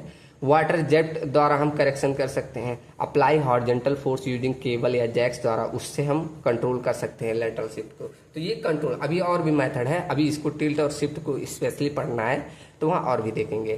ठीक, समझ में आया ना टिल्ट और शिफ्ट क्या होता है। अब देखो छठा पॉइंट लिखा है रीचिंग फाइनल डेप्थ। अभी क्या, sinking process is continue up to the required depth, मतलब जब तक आपको हार्ड स्टेटा नहीं मिल जा रहा है तब तक आपको सिंकिंग करना है। ठीक, उसके बाद आपको जब आपका हार्ड स्टेटा मिल गया तो फिर बॉटम प्लगिंग कर दो, फिर सैंड फिलिंग कर दो, फिर टॉप प्लग बना दो, फिर वेल कैप को कंस्ट्रक्ट कर देंगे। ठीक, तो ये आपका हो गया क्या होता है सिंकिंग प्रोसेस और कैसे आप वेल फाउंडेशन बनाएंगे। अगर वो पूछा जाए तो भी ये पूरा लिख दीजिएगा, यहाँ से लिखिएगा, ठीक। अगर आपको सिंकिंग प्रोसेस पूछा गया तो ये डिफिनीशन लिख के चाहे यहाँ से लिख दीजिएगा, चाहे आप पूरा भी लिखेंगे तो भी सही है, ठीक। तो ये हमने सीखा कैसे आपका वेल फाउंडेशन को सिंकिंग कैसे होता है, ठीक। चलो अब देखते हैं हमारा शिफ्ट क्या होता है और टिल्ट क्या होता है, ठीक। चलो तो शिफ्ट अब क्या लिखा है, हॉरिजॉन्टल अगर आपका मूवमेंट हो रहा है तो वही आपका शिफ्ट कहलाता है। तो इसमें वही डिफिनेशन लिखा है कि shift in a well foundation is the horizontal displacement of the well from its original position during sinking, ठीक। तो वही सिंकिंग के समय आपका ये क्या करता है, हॉरिजॉन्टल डिस्प्लेसमेंट कर जाता है अपने ओरिजिन पोजीशन से, वही आपका शिफ्ट कहलाता है। अब ये क्यों होता है, causes of shift in well foundation, ये इसके क्या क्या कारण है वो देखो। अगर आपका नॉन यूनिफॉर्म सॉइल कंडीशन रहे, जैसे unequal soil resistance on different side causes sideway movement, मतलब यही लिखा है कि अगर आपका सॉइल क्या रहे नॉन यूनिफॉर्म, मतलब कहीं पर ज़्यादा हार्ड रहे कहीं पर कम रहे, तो इससे अनइक्वल सॉइल रेजिस्टेंस मिलेगा। तो इससे क्या करेगा, एक स्थान पे ज़्यादा सेटल कर सिंकिंग होगा, एक पे कम, जिससे क्या करेगा ये आपका शिफ्ट होने लगेगा, ठीक। आप जो बोल रहा हूँ इसे समझते जाइए। जैसे देखो मैं एक फिगर बनाते जाऊँ, जैसे मान लो ये आपका टॉप व्यू है, अब इधर मान लो हार्ड सॉइल है, इधर वीक सॉइल है, इधर मान लो और वीक है, तो यहाँ तो ये सिंक ही नहीं करेगा और इधर ज़्यादा सिंक कर जाएगा, तो ऐसे ये मूव करने लगेगा, ठीक। ऐसे समझो, ठीक। अब देखो आगे क्या लिखा है, removing more soil from one side make the well move laterally, ठीक। मतलब आपने क्या किया, ये वेल आपका वेल था ना, आपका ये वेल था, मान लो ऐसे सिंपल ये वेल है, अब यहाँ से आपने ज़्यादा मिट्टी हटा दी और यहाँ से कम, तो क्या करेगा, इधर ऐसे मूव करने लगेगा कि नहीं, ठीक। तो ये भी एक कारण है, आपने एक स्थान से ज़्यादा मिट्टी हटा दी, एक में कम, तब भी ये होगा। अगर आपका ऑब्स्ट्रक्शन आ जाए, जैसे बोल्डर या हार्ड स्ट्रेटा या सिंकिंग इन वन साइड या कजिंग शिफ्ट, ठीक, मतलब यही कह रहा है कि अगर बोल्डर या हार्ड स्ट्रेटा आ जाए तो एक साइड पे सिंकिंग होने लगेगा, जिससे हमारा शिफ्ट आ जाता है, ठीक। अनइक्वल लोड अगर आप अप्लाई कर रहे हैं तो इससे भी आपका डिस्प्लेसमेंट हो जाएगा, या रैपिड सिंकिंग आप कर रहे हैं, मतलब जल्दी जल्दी आपका सिंकिंग हो रहा है तो भी आपका शिफ्ट होने लगता है। या लैक ऑफ मॉनिटरिंग, आप मतलब अच्छे से आपने चेकअप नहीं किया, उसका सही से जांच नहीं की, तो भी आपका शिफ्ट होने लगता है, ठीक। जैसे गलती तो हो जाएगी तो इसके कारण शिफ्ट होगा, ठीक। अब देखते हैं types of shift in well, कौन कौन से प्रकार के आपका शिफ्ट होता है वेल में, ठीक। अब देखो कौन कौन से प्रकार के इसमें शिफ्ट होंगे। तो पहला आपका लिखा है लॉन्गिट्यूडनल शिफ्ट। लॉन्गिट्यूडनल मतलब अगर आपका ये हॉरिजॉन्टली शिफ्ट हो रहा है तो वही हमारा लॉन्गिट्यूडनल शिफ्ट कहलाएगा। जैसे sideway movement of the entire wall in any horizontal direction, तब वो आपका क्या कहलाएगा, लॉन्गिट्यूडनल शिफ्ट, ठीक। ये क्यों होता है, अगर आपका वाटर फ्लो प्रेशर आ जाए एक डायरेक्शन पे ज़्यादा, तब आता, वही लिखा है caused by water pressure, difficult to detect in early stage, मतलब इसे शुरुआती स्टेज में इसे डिटेक्ट करना काफ़ी कठिन होता है, ठीक। ये कॉमनली ब्रिज फाउंडेशन में आपका ये देखा जाता है, ठीक। और सेकंड आता है ट्रांसफर शिफ्ट। अब ट्रांसफर शिफ्ट क्या होता है, ये परपेंडिकुलर क्या पैरेलल होता है, देखो movement of the well in the direction of flow, मतलब फ्लो के डायरेक्शन में आपका ये अगर मूव कर जा रहा है तो यह ट्रांसफर शिफ्ट कहलाता है, ठीक। तो cause by unequal soil resistance on sides, इसके कारण होता है, अनइक्वल सॉइल रेजिस्टेंस है तब ये देखने को मिलता है। रिक्वायर केयरफुल करेक्शन, मतलब इसे काफ़ी केयरफुली आपको करेक्शन अप्लाई करेंगे तभी ये सही होता है, ठीक। Can occur even in dry ground, ये मतलब ड्राई ग्राउंड में भी देखा जाता है। ये देखो मैंने दोबारा लिख दिया लॉन्गिट्यूडनल शिफ्ट, इसको मत पढ़िएगा। फोर्थ पढ़ लीजिए कंबाइंड शिफ्ट। अब ये क्या होता है, ये दोनों मतलब लॉन्गिट्यूडनल और ट्रांसवर्स डायरेक्शन दोनों में आ जाए तब उसे कंबाइंड शिफ्ट बोलते हैं। ये कब होता है, occur in both longitudinal and transverse direction, ठीक। तो ये दोनों मतलब लॉन्गिट्यूडनल और ट्रांसफर डायरेक्शन दोनों में होगा। Most complex type of shift, ये सबसे ज़्यादा कॉम्प्लेक्स टाइप का शिफ्ट होता है। रिजल्ट इन डायगोनल डिस्प्लेसमेंट, इसमें कौन सा डायगोनल डिस्प्लेसमेंट देखने को मिलता है, ठीक। दोनों डायरेक्शन में होगा तो डायगोनल की तरह ही दिखेगा ये, ठीक। तो ये हमारा आपका हो गया कंबाइंड शिफ्ट। ये थर्ड कर लीजिएगा, उसे मैंने 2 बार लिख दिया है। चलो अब कैसे कंट्रोल करोगे, प्रिवेंशन या control of shift in well foundation, कैसे शिफ्ट को कंट्रोल करोगे? तो इसके लिए आपको यूनिफॉर्म ड्रेडिजिंग, मतलब आपको यूनिफॉर्मली आपको सॉइल को एक्सक्वेट करना है, ठीक। ये ड्रेडिजिंग मतलब सॉइल को यूनिफॉर्मली निकालना है। तो यही लिखा है, soil inside the well should be removed early from all side, मतलब सभी साइड से आपको सॉइल करना। ऐसा नहीं आपने एक साइड से ज़्यादा निकाल लिए, एक से कम, फिर आप सिंकिंग कराने लगे तो वहाँ पर आपको शिफ्ट देखने को मिल जाएगा। प्रॉपर नेटलेस मतलब एक्स्ट्रा लोड जो प्लेस, ये नेटलेस मतलब जो आप एक्स्ट्रा लोड प्रोवाइड करें उसे आप प्रॉपर, ऐसा नहीं एक डायरेक्शन में ज़्यादा रख दे एक डायरेक्शन में कम, तो वहाँ भी आपको शिफ्ट देखने को मिल जाएगा। तो इसीलिए आपको क्या करना है, प्रॉपर आपको एक्स्ट्रा लोड प्रोवाइड करना है, ठीक। उसके बाद रिमूव ऑब्स्ट्रक्शन, अगर आपका जैसे नीचे सिंकिंग प्रोसेस में कहीं नीचे आपका ऑब्स्ट्रक्शन आ रहा है, बोल्डर या हार्ड स्ट्रेस रहा, तो उसे हटाना चाहिए। अगर नहीं हटाएंगे तो सिंकिंग या टिल्ट आपको देखने को मिलेगा ही, ठीक। कॉन्टिन्यूस अलाइनमेंट चेकिंग, हमेशा मतलब थोड़ी थोड़ी देर पे आप सिंकिंग कर रहे हैं, अलाइनमेंट को हमेशा चेक करते रहिए, ठीक। कंट्रोल सिंकिंग प्रोसेस, मतलब सिंकिंग प्रोसेस ऐसा रहे कि कंट्रोल में रहे, ऐसा ना रहे सडनली आपका सिंकिंग हो रहा है, ठीक। तो ये कंट्रोल में होना चाहिए। तो ये रहा आपका शिफ्ट क्या होता है, क्यों होता है और आप कैसे बचा सकते हैं, ये सब रीजन थे। अब पढ़ते हैं सेकंड, टिल्ट क्या होता है। अब टिल्ट में क्या होता है, आपका ऐसे एंगल पे ये क्या करेगा, अपनी डायरेक्शन से टिल्ट हो जाएगा, तो वही आपका टिल्ट प्रोसेस होता है। देखो क्या लिखा, tilt is the angular deviation of well foundation from the vertical axis during sinking, ठीक। अपनी वर्टिकल एक्सिस से क्या किसी एंगुलर एक्सिस पे ये डेविएशन हो जा रहा है, तो वही आपका टिल्ट कहलाता है। अब ये क्यों होता है, इसका भी वही सब कारण है, ठीक। कारण अलग नहीं रहेगा, देखो नॉन यूनिफॉर्म सॉइल स्टेटा आ जाए तब ये होता है, या मोर सॉइल रिमूव एक साइड से कर दो तब आ जाएगा, या बोल्डर या हार्ड स्टेटा आ जाए तब भी देखने को मिलता है, या अनइक्वल सॉइल डिस्ट्रीब्यूशन आ जाए तब ये होता है, या losses of soil support from एक साइड से मतलब सपोर्ट आप हटा दे तब ये देखने को मिलता है, ठीक। वही सब रीजन है। या uneven soil removal around well, वही लिखा है कि एक साइड से आपने ज़्यादा सॉइल रिमूव कर दिया, या कटाव आ गया, स्क्वायरिंग या वाटर करंट फ्लो के द्वारा हो गया, ठीक। तो ये सब कारण थे टिल्ट होने के।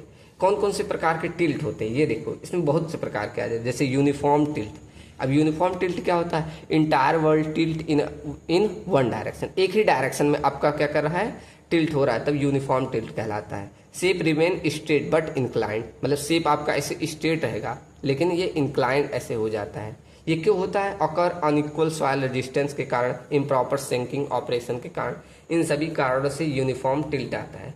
अब देखो सेकेंड टाइप है डिफरेंशियल टिल्ट। ये क्या होता है, different part of well tilt unequally, मतलब हाँ, आपके जो वेल के पार्ट है वो डिफरेंट पार्ट वो अनइक्वली टिल्ट कर जाते हैं। ये क्यों होता है, मे कॉज डिस्टॉर्शन और स्ट्रेस, मतलब इसके कारण आपका स्ट्रेसेस या डिस्टॉर्शन मतलब खराबी आने लगती है स्ट्रक्चर में, जिससे आपका स्ट्रक्चर की स्टेबिलिटी मतलब खतरनाक हो जाती है। खतरनाक मतलब अच्छा नहीं, बेकार हो जाता है, डेंजरस हो जाता है, ठीक।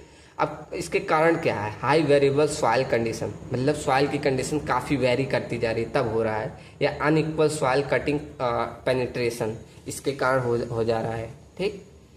अब थर्ड देखते हैं सडन टिल्ट। अब ये क्या कर रहा है, सडनली आपका सिंकिंग प्रोसेस देखो अब्रप्टली मतलब अचानक से हो रहा है। देखो टिल्ट अकर अब्रप्टली मतलब अचानक ड्यूरिंग सिंकिंग, तब आपका ये sudden caused by the obstruction या सडन सॉइल चेंज के कारण तब वहाँ सडन टिल्ट देखने को मिलता है। इसे कंट्रोल करना बहुत डिफिकल्ट होता है, ठीक।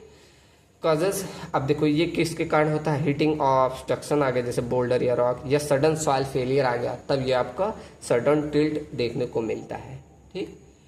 एंड फोर्थ आपका है प्रोग्रेसिव टिल्ट। ये क्या धीरे धीरे आपका ग्रेजुअली ऐसे टाइम के साथ धीरे धीरे हो रहा है तब, तो वही लिखा है tilt developed gradually over time. अब ये इसके कारण क्या, लॉन्ग टर्म सॉइल सेटलमेंट, धीरे धीरे जैसे लॉन्ग टर्म सॉइल सेटलमेंट के कारण ये देखने को मिलता है। तीन टाइप और है, कौन कौन से, लोकलाइज टिल्ट।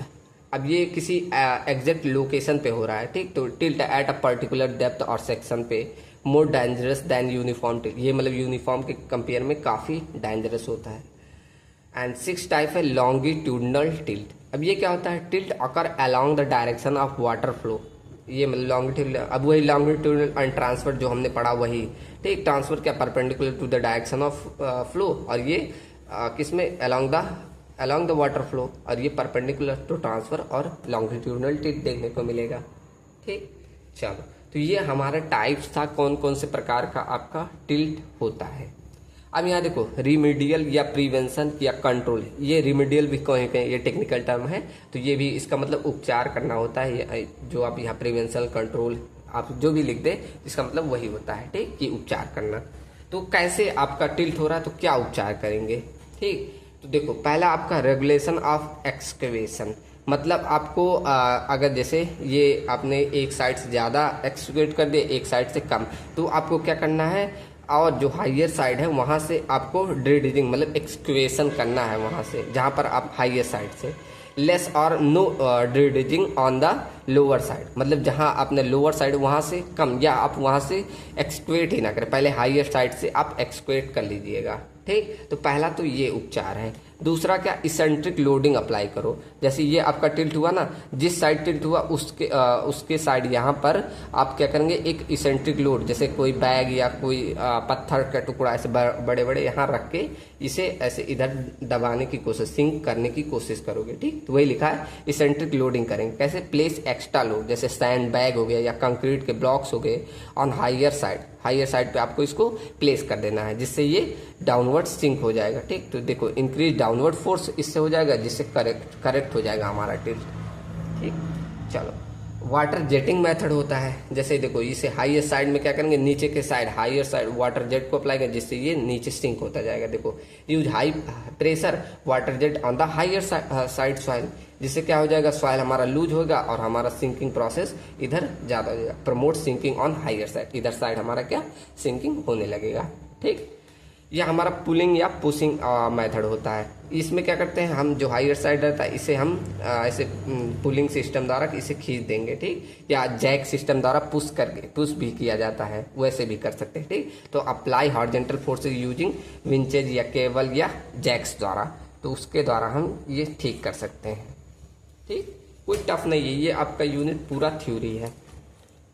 आप स्टड द वेल, मतलब यहाँ कोई सपोर्ट द्वारा भी कर सकते हैं, जैसे प्रोवाइड टेम्पररी सपोर्ट, जिसे हम स्टड्स भी बोलते हैं। आप ये बीएमसी में पढ़े होंगे स्टड, तो ऐसे सेम इसमें भी सपोर्ट प्रोवाइड करके भी हम सही कर सकते हैं। ठीक, या रिमूवल ऑफ ऑब्स्ट्रक्शन द्वारा, कंटिन्यूअल अलाइनमेंट चेक करके, कंट्रोल सिंकिंग प्रोसेस द्वारा, या नवा हम insertion of wood sleeper under cutting, मतलब एक आप वेस्ट शेप का इधर ऐसे कटिंग वुड स्लीपर भी प्रोवाइड करके आप सही कर सकते हैं। ठीक, तो ये सारे मेथड रहे आपके, रिमीडियल कहिए या प्रिवेंशन कहिए या कंट्रोल कर सकते हैं हम टिल्ट को। ठीक, इतने सारे मेथड थे। अब यहाँ पर हमने सिलेबस कितना कवर कर लिया, हमने वेल फाउंडेशन पढ़ लिया, शेप पढ़ लिया, कैरेक्टरिस्टिक पढ़ लिया, कंपोनेंट्स पढ़ लिए, फोर्स जो आ रहे हैं वो पढ़ लिया, सिंकिंग प्रोसेस पढ़ लिया, क्यों हो रहा है, क्या रेमेडीज मतलब रेमेडियल्स है, ये क्या उपचार है वो सब देख लिया, टिल्ट और शिफ्ट क्या होता है उसके उपचार भी हमने देख लिया। 50% यहाँ खत्म होता है। अब बढ़ते हैं सेकेंड लास्ट, रिटेनिंग वॉल। ठीक, तो ये रहा आपका रिटेनिंग वॉल। अब रिटेनिंग वॉल क्या होता है, ये आप डिजाइन ऑफ कंक्रीट में भी पढ़ेंगे, मैंने खुद पढ़ाया है तो इसीलिए बता रहा हूँ। ठीक, चलो, तो देखो, रिटेनिंग वॉल आपने पहले भी पढ़ा होगा कि क्या करता है, आपका जहाँ सॉइल इरोजन होने वाला होगा वहाँ पर हम जनरली प्रोवाइड करते हैं। ठीक, तो वही लिखा है कि a retaining wall is a structure designed to hold back soil and prevent erosion or collapse especially on slope land। ठीक, वही लिखा कि हमारा क्या प्रिवेंट करता है इरोजन को या कोलैप्स को, जहाँ पर हमारा स्लोप लैंड होते हैं उसको, वही हमारा रिटेनिंग वॉल होता है। ठीक, it is commonly use in construction, landscaping, erosion and civil engineer to create level area. मतलब इसको कॉमनली कहाँ पर यूज किया जाए, जहाँ पर लैंडस्केपिंग हो रहा है या इरोजन हो रहा है, और इसको मोस्टली सिविल इंजीनियर के कहाँ यूज करते हैं, लेवल एरिया बनाने में, क्रिएट लेवल एरिया। अगर आपको लेवल एरिया बनाना तब भी आप रिटेनिंग वॉल का यूज करते हैं। और सपोर्ट एलिवेटेड ग्राउंड, या जो एलिवेटेड ग्राउंड होते हैं वहाँ पर सपोर्ट प्रोवाइड करने के लिए भी हम रिटेनिंग वॉल का यूज करते हैं। ठीक, इसका मेन फंक्शन क्या होता है, रजिस्ट करता है लेटरल अर्थ प्रेशर को कॉज बाय सॉइल द्वारा या वाटर द्वारा या अदर मटेरियल द्वारा। ठीक, जो कि हमारा स्टेबिलिटी प्रोवाइड करता है कहाँ पर, स्लोप और एम्बैंकमेंट पे। ठीक, चलो अब देखते हैं इसका पर्पज क्या होता है। रिटेनिंग वॉल मतलब प्रोवाइड करने का पर्पज क्या होता है। देखो, वही सारे पर्पज है कि प्रिवेंट करता है सॉइल इरोजन को ऑन स्लोप पे, क्रिएट यूजेबल फ्लैट स्पेस, मतलब अगर आपको फ्लैट स्पेस बनाना है, लेवल एरिया बनाना है, जैसे टेरेस पे या गार्डन रोड पे, तब वहां पर इसे यूज किया जाता है। ठीक, सपोर्ट स्ट्रक्चर लाइक रोड्स या ड्राइववेज और बिल्डिंग्स या कैनाल्स में भी कहीं कहीं यूज होता है। ठीक, तो इन जगहों पे आपको क्या सपोर्ट स्ट्रक्चर प्रोवाइड करता है। कंट्रोल करता है हमारा वाटर ड्रेनेज कंट्रोल करता है। ठीक, लीकेज वीकेज इससे कम हो जाता है। चलो, अब यही सारे वो एप्लीकेशन है, यहाँ देखो बहुत सारे पॉइंट लिखे हैं, एक बार फास्ट में पढ़ेंगे। ठीक, क्या क्या एप्लीकेशन है रिटेनिंग वॉल का, कि hold back soil where the ground level is change, मतलब स्लोप पे अगर आपको सॉइल को होल्ड करना है तब वहां पर यूज होता है। प्रिवेंट करता है स्लाइडिंग आपका इन हिली एरिया में। ठीक, provide lateral stability to embankment and prevent collapse, वही कर रहा है, सपोर्ट प्रोवाइड करता है एम्बैकमेंट पे और प्रिवेंट करता है किससे, कोलैप्स से। और bridge abatement support earth behind the, मतलब ब्रिज अबैटमेंट जो आता किनारे वाला स्ट्रक्चर होता है उसको भी सपोर्ट, आपका जो मतलब ब्रिज का सबसे किनारे वाला पार्ट होता है उसे अबैटमेंट बोलते हैं। ठीक, तो उसको हम सपोर्ट प्रोवाइड करते हैं बाय रिटेनिंग वॉल से। ठीक, hold surrounding soil by the protected basement parking and underground tanks, इन सभी में भी रिटेनिंग वॉल क्या करता है, प्रोटेक्ट करता है। यूज इन कैनाल, देखो अब वही लिखा, कहाँ यूज, कैनाल में, रिवर बैंक में, डॉक्स में, and part up to retain soil against water. ठीक, तो ये वाटर के अगेंस्ट भी सॉइल को इरोजन होने से बचाता है। Help in making step like fields on slope prevent soil erosion. ठीक, तो वहां पर भी जहाँ स्टेप लाइक मतलब ऐसे सीढ़ीदार स्ट्रक्चर है वहां पर भी हमारा सॉइल इरोजन से ये रिटेनिंग वॉल बचाता है। ठीक, प्रिवेंट सॉइल इरोजन, वही सारे पॉइंट लिखा, रेन अगर जहाँ आ रहा है, जहाँ फ्लोइंग वाटर है तो वहां पर भी हमारा ये प्रिवेंट करता है। ठीक, खुद से ही आप एक बार पढ़ लेंगे तो आप खुद से ही लिख देंगे ये सब। Use in residential and commercial side, मतलब इस पे कहा रेजिडेंशियल ग्रामीण या कॉमर्शियल साइड में आपका इसे यूज होता है। Provide aesthetic and functional support in park, मतलब एक ये एस्थेटिक और फंक्शनल सपोर्ट भी देता है। ठीक, अब इसके पार्ट्स देखते हैं। यहाँ देखो जो स्ट्रक्चर बना है, मैंने ये स्ट्रक्चर लाया है, दिख रहा है ना। चलो, ये आपका एक्चुअल है, अभी हम देखेंगे। ठीक, वही मैंने बनाया है। अब पार्ट्स ऑफ हम रिटेनिंग वॉल देखेंगे तो ये हमारा एक प्रकार का कौन सा कैंटिलीवर आपका रिटेनिंग वॉल है। तो इसमें हम पार्ट्स बस सीख लो क्या क्या होता है। तो जो आपका जहाँ बैकफिलिंग होता है उसके पीछे वाला भाग, ये वाला पार्ट, इसे बोलते हैं हील, और ये आगे वाले भाग को टो बोला जाता है। और ये जो बेस प्रोवाइड करेगा इसे बेस स्लैब या फाउंडेशन बोला जाता है। और ये हमारा नीचे जो आपको दिख रहा है ये आपका होता है सीजर की, जो आपका स्लाइडिंग होने से बचाता है। ठीक, और ये आपका स्टीम वॉल फेस बोला जाता है। ऊपर आपका कोपिंग प्रोवाइड किया जाता है। ठीक, और आपका यहाँ पर ऐसे ड्रेनेज सिस्टम लगा है, जिससे आपका जो पानी का प्रेशर आ रहा है ना, ऐसे इसमें भी रहता है। देखो एक सेकंड में कलर ले आऊँ, देखो ऐसे इसमें भी ऐसे, सॉरी चलो अब चलेगा। अब देखो इसमें क्या ऐसे भी ड्रेनेज सिस्टम लगे होते हैं, ऐसे इसमें बनाया नहीं, ऐसे किनारे भी लगा होता, ऐसे इसमें हल्का हल्का ऐसे पाइप डाल के इसमें बना, जिससे क्या अगर इसमें पानी आ रहा है ना तो इसे बाहर निकाला जा सके। ठीक, जिससे वाटर प्रेशर को कम करते हैं। तो ये सारे पार्ट्स हुए अबाउट रिटेनिंग वॉल, यहाँ सबके बारे में लिखा है। ये मैं इमेज आपकी पीडीएफ में ऐड कर दूंगा। ठीक, तो सब लोग ये भी देख लेंगे। चलो, अब देखो कौन कौन से प्रकार के फेलियर होते हैं ये भी मैं दिखा दूं यहीं। ये बहुत सारे फेलियर हैं, अभी हम बाद में पढ़ेंगे। तो पहला जैसे ओवर टर्निंग प्रेशर, ऐसे ये आपका रिटेनिंग वॉल ऐसे ओवर टर्न करने लगेगा। दूसरा स्लाइडिंग, ऐसे आपका ये रिटेनिंग वॉल क्या करेगा, ऐसे यहाँ से एक स्थान से दूसरे स्थान पे स्लाइड करने लगेगा। ठीक, एंड थर्ड हमारा होता है बेयरिंग कैपेसिटी फेलियर, मतलब आपका अपलिफ्ट प्रेशर ज़्यादा आ जाए तो यहाँ पर क्रैक्स या फेल कर जाए तो वो बेयरिंग कैपेसिटी फेलियर आ जाता है। ठीक, दूसरा स्ट्रक्चर फेलियर, ये ड्यू टू स्ट्रेस के कारण आ जाता है स्ट्रक्चर फेलियर। तो यहाँ पर देखो क्रैक्स आ गए, ऐसे बहुत सारे फेलियर है, जैसे shear failure at toe slab, ऐसे बहुत सारे हैं। ठीक, मैं ये इमेज आप सबको दे दूंगा, अगर आपका ज़्यादा सेटलमेंट हो गया तो उसके कारण ऐसे टिल्ट हो जाएगा। ठीक, अभी हम पढ़ेंगे, यहाँ दिखा दे रहा हूँ। और ये फेलियर अगर वाटर प्रेशर ज़्यादा आ गया तब हो जाएगा फेलियर, जिससे क्रैक्स सब आ जाएंगे। ठीक, और यहाँ पर देखो cracking due to temperature change के कारण भी आपका फेलियर आ जाता है। तो इतने सारे आपका फेलियर्स हैं इन रिटेनिंग वॉल। ये इमेज मैं आपके पीडीएफ में ऐड कर लूँगा। ठीक, तो सब लोग ये एक बार देख लेना। ठीक, चलो यही सारे लिखा है पार्ट्स ऑफ रिटेनिंग वॉल। जो इमेज आपको दिखा रहा है वही यहाँ पर है।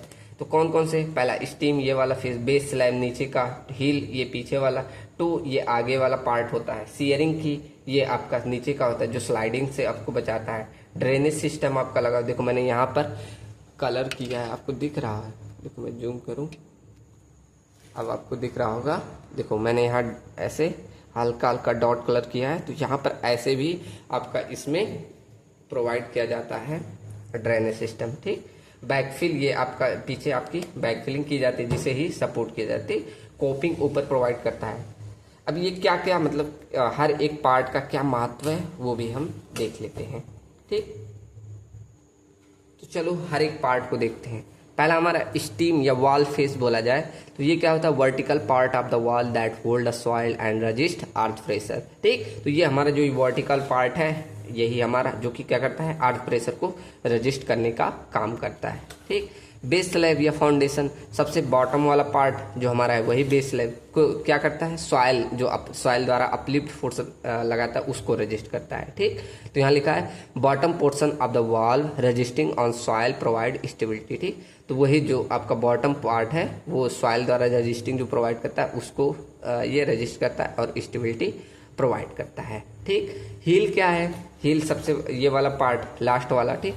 तो portion of the base slab on the back side soil side में, ठीक। तो वही हमारा सबसे बैक साइड हमारा हील कहलाता है। It help in increasing stability by taking wait of the soil above it, ठीक। तो मतलब ये क्या करता है, स्टेबिलिटी को इंक्रीज करता है, कब, जब इसके ऊपर सॉइल रख दी आता है टब, ठीक। इसके ऊपर जब सॉइल का आता है तो इससे ये स्टेबिलिटी को प्रोवाइड करता है। उसके बाद टो, सबसे आगे वाला part, portion of the base slab on the front side, तो वो सबसे आगे वाला पार्ट हमारा टो कहलाता है। ये क्या करता है, हेल्प करता है किसमें, ओवर टर्निंग को, ठीक। तो ओवर टर्निंग से ये रजिस्ट करने में हमारा हेल्प करता है। सीयर की मैंने पहले बोल दिया किसमें, स्लाइडिंग में आपको बचाता है। उसका ड्रेनेज सिस्टम आपका वाटर प्रेशर से कम करने में मदद करता है। बैकफिल आपको, तो ये जहाँ पे जैसे सॉइल प्लेस होता है बिहाइंड द वॉल वही आपका बैकफिल होता है। कोपिंग क्या करता है, ये ऊपर हम फिनिशिंग कार प्रोवाइड करते हैं वही आपका कोपिंग होता है। तो ये top finish part are provide wall the protection and appearance के लिए, ठीक। तो ये रहा about part of retaining wall क्या क्या होते हैं, ठीक। अब देखो टाइप्स ऑफ रिटेनिंग वॉल्स, ये बहुत से प्रकार के होते हैं। यहाँ मैंने शायद 4-5 कई ठो लिख दिए, देखिए कितना लिखे हैं, 6 लिखे हैं, बहुत से प्रकार के होते हैं, ठीक। अबाउट कंडीशन कैसा आपको चाहिए उसके आधार पे, जैसे ग्रेविटी रिटेनिंग वॉल, ये क्या होते हैं आपका, चलो मैं सबका इमेज लाओ दिखवाता है। देखो ये है गूगल द्वारा मैंने इमेज निकाला, ये ग्रेविटी रिटेनिंग वॉल, ये काफ़ी भारी होते हैं। तो ये अपने ग्रेविटी द्वारा आपको, देखो ये सॉइल अर्थ प्रेशर आया ना उसको रजिस्ट कर रहा है। देखो इसमें ओवर टर्निंग आ गई है, दिख रहा है आप सबको, इसमें ओवर टर्निंग आ गई है कि नहीं, ठीक। तो ये आपका ग्रेविटी रिटेनिंग वॉल है। ऐसे आप सब इमेज को सर्च करके एक बार देख लेना सब लोग, ठीक। चलो, तो ग्रेविटी रिटेनिंग वॉल क्या होता है, a gravity retaining wall is a type of retaining wall that resist earth pressure mainly by its own weight. ये काफ़ी भारी होता है तो इसके द्वारा, अपने वेट के द्वारा ही क्या करती है, अर्थ प्रेशर को रजिस्ट करती है, ठीक। इसमें कोई रेनफोर्समेंट नहीं प्रोवाइड किया जाए। यूजली ये प्लेन सीमेंट, कंक्रीट या स्टोन या ब्रिक मैसनरी की बनी होती है, लेकिन ये काफ़ी बड़ी और मतलब इसका वेट काफ़ी ज़्यादा होता है, इसीलिए इसका नाम ग्रेविटी रिटेनिंग वॉल है, ठीक। ये देखो वही लिखा है, मैसिव स्ट्रक्चर होता है, थिक और हैविंग होता है, ठीक। इजी टू कंस्ट्रक्ट होता है कंपेयर टू आरसीसी के, और इसमें रजिस्ट करता है sliding, overturning, bearing failure due to its mass. अपने मास मतलब इसके वेट के द्वारा ही स्लाइडिंग, ओवरटर्निंग, बियरिंग फेलियर इन सभी से ये बचता है, ठीक। दूसरा आपका कैंटिलीवर रिटेनिंग वॉल, तो इसमें क्या होता है, कैंटिलीवर की तरह ही बना होता है, इसीलिए इसे कैंटिलीवर, जो आपको दिखा है वो कैंटिलीवर रिटेनिंग वॉल था, ठीक। तो ये देखो, cantilever retaining wall is an RCC wall that resist earth pressure using bending action, जैसे कैंटिलीवर एक्शन बोलते हैं of the steam and base slab, इसके द्वारा ही, तो इसलिए इसे कैंटिलीवर रिटेनिंग वॉल बोलते हैं। तो वही बोला ना कि earth pressure using bending action, जैसे कैंटिलीवर एक्शन बोलते हैं को, इसका स्टीम और बेस स्लैब जो है, जैसे ये स्टीम रहा, सॉरी ये स्टीम रहा और ये बेस स्लैब, तो एज अ कैंटिलीवर ये दोनों एक्ट कर रहे हैं, ठीक। तो वही आपका, इसलिए इसका नाम कैंटिलीवर रिटेनिंग वॉल पड़ा। ये काफ़ी थिनर होते हैं कंपेयर टू ग्रेविटी वॉल के, इकोनॉमिकल होता है और use in highway, roadway, road construction, bridge में और बेसमेंट वॉल में retaining soil in urban area में, तो वहाँ पर हम कैंटिलीवर रिटेनिंग वॉल ही प्रिफर करते हैं। ठीक, आपका दो आता है, काउंटर फोर्ड रिटेनिंग वॉल और बटरस रिटेनिंग वॉल। ठीक, अब इसमें क्या होता है, तो मैं पहले वो इमेज ले रहा हूँ, चलो एक सेकेंड, इमेज अब इसमें आपको समझ में आ जाएगा। तो यहाँ पीछे वाले पार्ट को मैंने क्या बोला था, हिल बोला था, हिल बोला था ना, देखो हिल बोला था ये वाला पार्ट, और ये आगे वाले पार्ट को टो बोला था। तो ये आपका एक ट्रायंगुलर वॉल होता है, ऐसे ट्रायंगुलर वॉल, देखो ट्रायंगुलर वॉल अगर इस हील और ये स्टीम में दोनों को अगर पीछे की साइड इस हील और स्टीम में प्रोवाइड करे इस काउंटर फोर्ड वॉल को, तब इसे काउंटर फोर्ड वॉल बोला जाता है, काउंटर फोर्ड रिटेनिंग वॉल। लेकिन यही अगर इसे आगे टो में प्रोवाइड कर दे तो उसे बटरेस रिटेनिंग वॉल बोल दिया जाता है। ठीक, समझ में आया कि नहीं, एक बार फिर से समझो।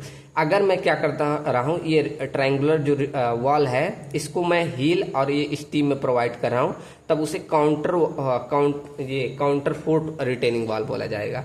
लेकिन अगर यही मैं टो और इसमें स्टीम में प्रोवाइड करूँ तब इसे बटरेस्ड रिटेनिंग वॉल बोला जाता है। ठीक, देखो वही लिखा है क्या कि a counter forward retaining wall is an RCC retaining wall which triangular support, अब वही दिखा है ना, triangular support किसमें provided on the back side। ठीक, यही बोलते back side on the wall which is connected to stem and base slab. ठीक, जिसे मैं हील बोल सकता हूँ। ठीक, यहाँ हील इसमें, ठीक, तो स्टीम और बेस स्लैब जिसे हील बोलते उसमें कनेक्ट करना है, तब आपका ये काउंटर फोर्ड रिटेनिंग वॉल बोला जाता है। और उनके बीच की काउंटर फोर्ड वॉल जो ट्रायंगुलर वॉल आप प्रोवाइड करें वो इनके बीच की स्पेसिंग 2 से 3 मीटर होना चाहिए। ये सुटेबल होते हैं जब आपका हाइट बहुत लार्ज होता है, तब ये वहां पर सुटेबल होते हैं। सेम ऐसे बटरस रिटेनिंग वॉल, क्या अगर वही जो आपका ट्रायंगुलर सपोर्ट है वो कहाँ पर फ्रंट साइड में प्रोवाइड करते हैं, कहाँ स्टीम एंड टो में। ठीक, तब ये आपका बटरस रिटेनिंग वॉल हो जाता है। ये भी हाइयर जो लार्ज हाइट होता है वहां पर सुटेबल होता है। और क्या सुटेबल, जब अब ये जो बटरस होता है जब स्पेस कम होता है ना, तब वहां पर हम बटरस रिटेनिंग वॉल प्रोवाइड करते हैं। क्यों, इसलिए आगे प्रोवाइड करें, इसलिए ना कंस्ट्रक्शन इसका कॉम्प्लेक्स होता है और ये एस्थेटिकली उतना अच्छा नहीं होता, मतलब दिखने में ये अच्छा नहीं लगता उतना।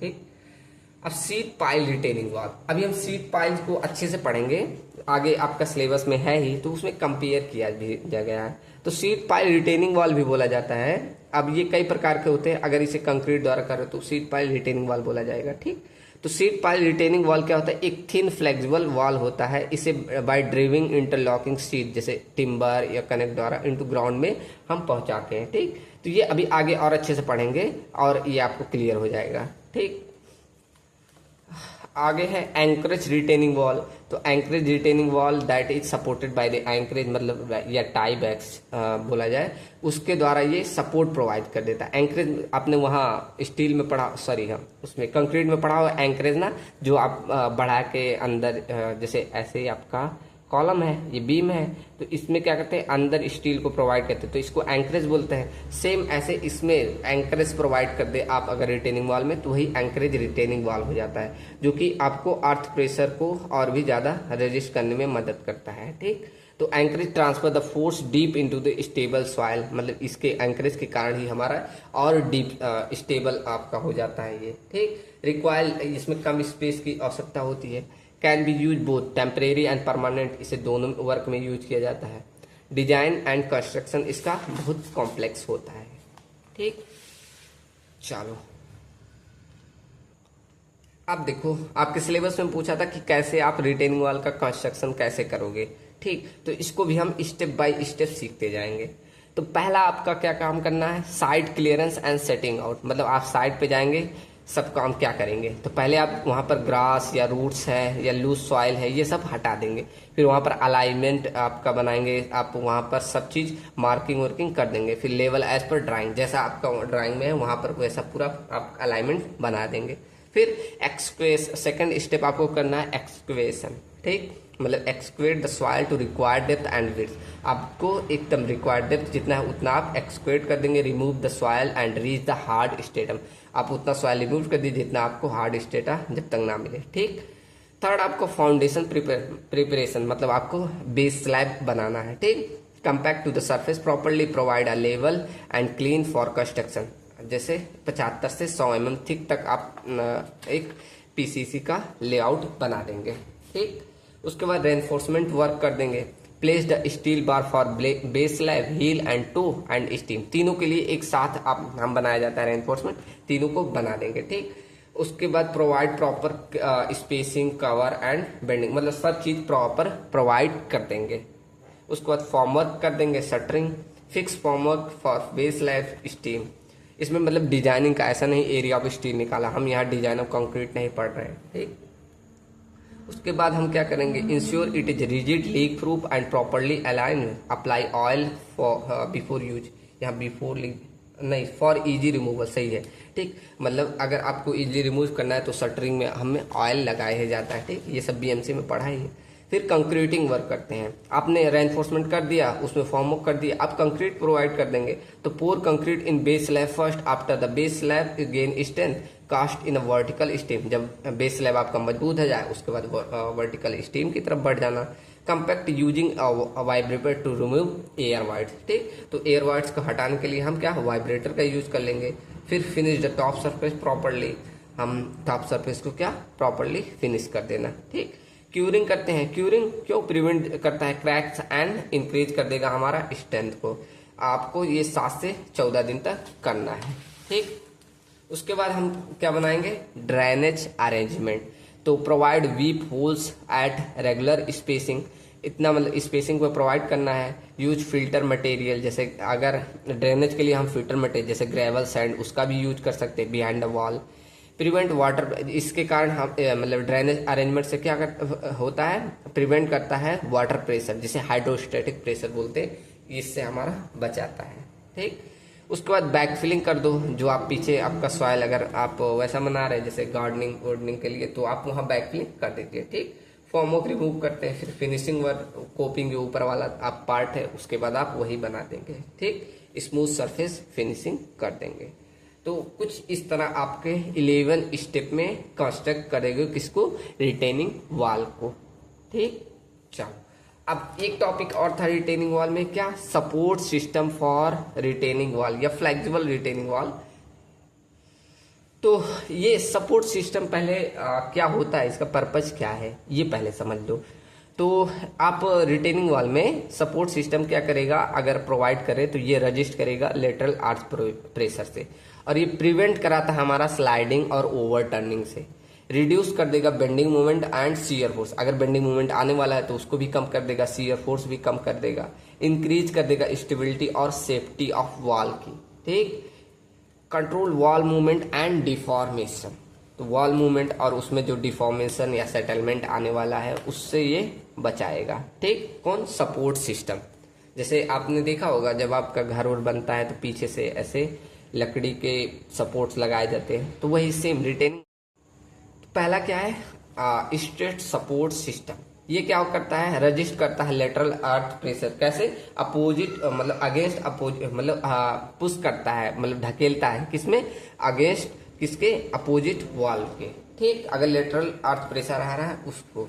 इसका अरेंजमेंट कैसा होता है, horizontal member connect with wall, एक हॉरिजॉन्टल मेंबर होता है उसे जैसे सेम समझिए एक लकड़ी का, ऐसे जैसे आपने वॉल्स में या कहीं कहीं देखा होगा वैसे सेम आपका ये होता है। ठीक, इसके टाइप्स भी है जैसे हॉरिजॉन्टल स्टड, रैकिंग स्टड या क्रॉस लॉट ब्रेसिंग्स, ये सब इसके टाइप्स हैं। ठीक, ऐसे एंकरेज या टाई बैक सिस्टम देख लीजिए। अब ये क्या करता है, pull the wall back and resist the earth pressure, ये खींचता है वॉल को, जिससे ये अर्थ प्रेशर को रजिस्ट करता है। Resist earth pressure by tension, ये मतलब टेंशन ऐसे खींच के, टेंशन क्या खींचना होता है। ठीक, तो उसके द्वारा ही अर्थ प्रेशर को रजिस्ट करता है। इसके टाइप्स भी होते हैं जैसे grounded, tie back, mechanical anchorage या डेडमैन, ये सब इसके टाइप्स हैं। एंड थर्ड है वॉलर सिस्टम। ये क्या होता है, horizontal beam attach to the retaining wall. ये क्या करता है, distribute load from the wall to stud और एंकरेज। ठीक, ये वो क्या करता है, लोड को डिस्ट्रीब्यूट कर देता है आपका वॉलर सिस्टम। एंड फोर्थ आपका होता है रैकर्स, आपका जो इंक्लाइंड ऐसे सपोर्ट होता है, ये inclined compressive member supporting the wall, transfer करता है load wall to the ground और फाउंडेशन ब्लॉक में। ठीक, तो ये आपके रैकर सिस्टम होते हैं। उसके बाद counter fort support and butter support, वही जो आपका ट्रायंगुलर वॉल्व होता है वो भी एक प्रकार का सपोर्ट सिस्टम ही है। ठीक, तो ये दोनों है वही चीज है। उसके बाद सीयर की नीचे हमने प्रोवाइड किया था ना, यहाँ देखो सीयर की, ये वाला नीचे ऐसे प्रोवाइड किया, ये क्या स्लाइडिंग से मत आएगा, तो ये भी एक प्रकार का सपोर्ट सिस्टम है।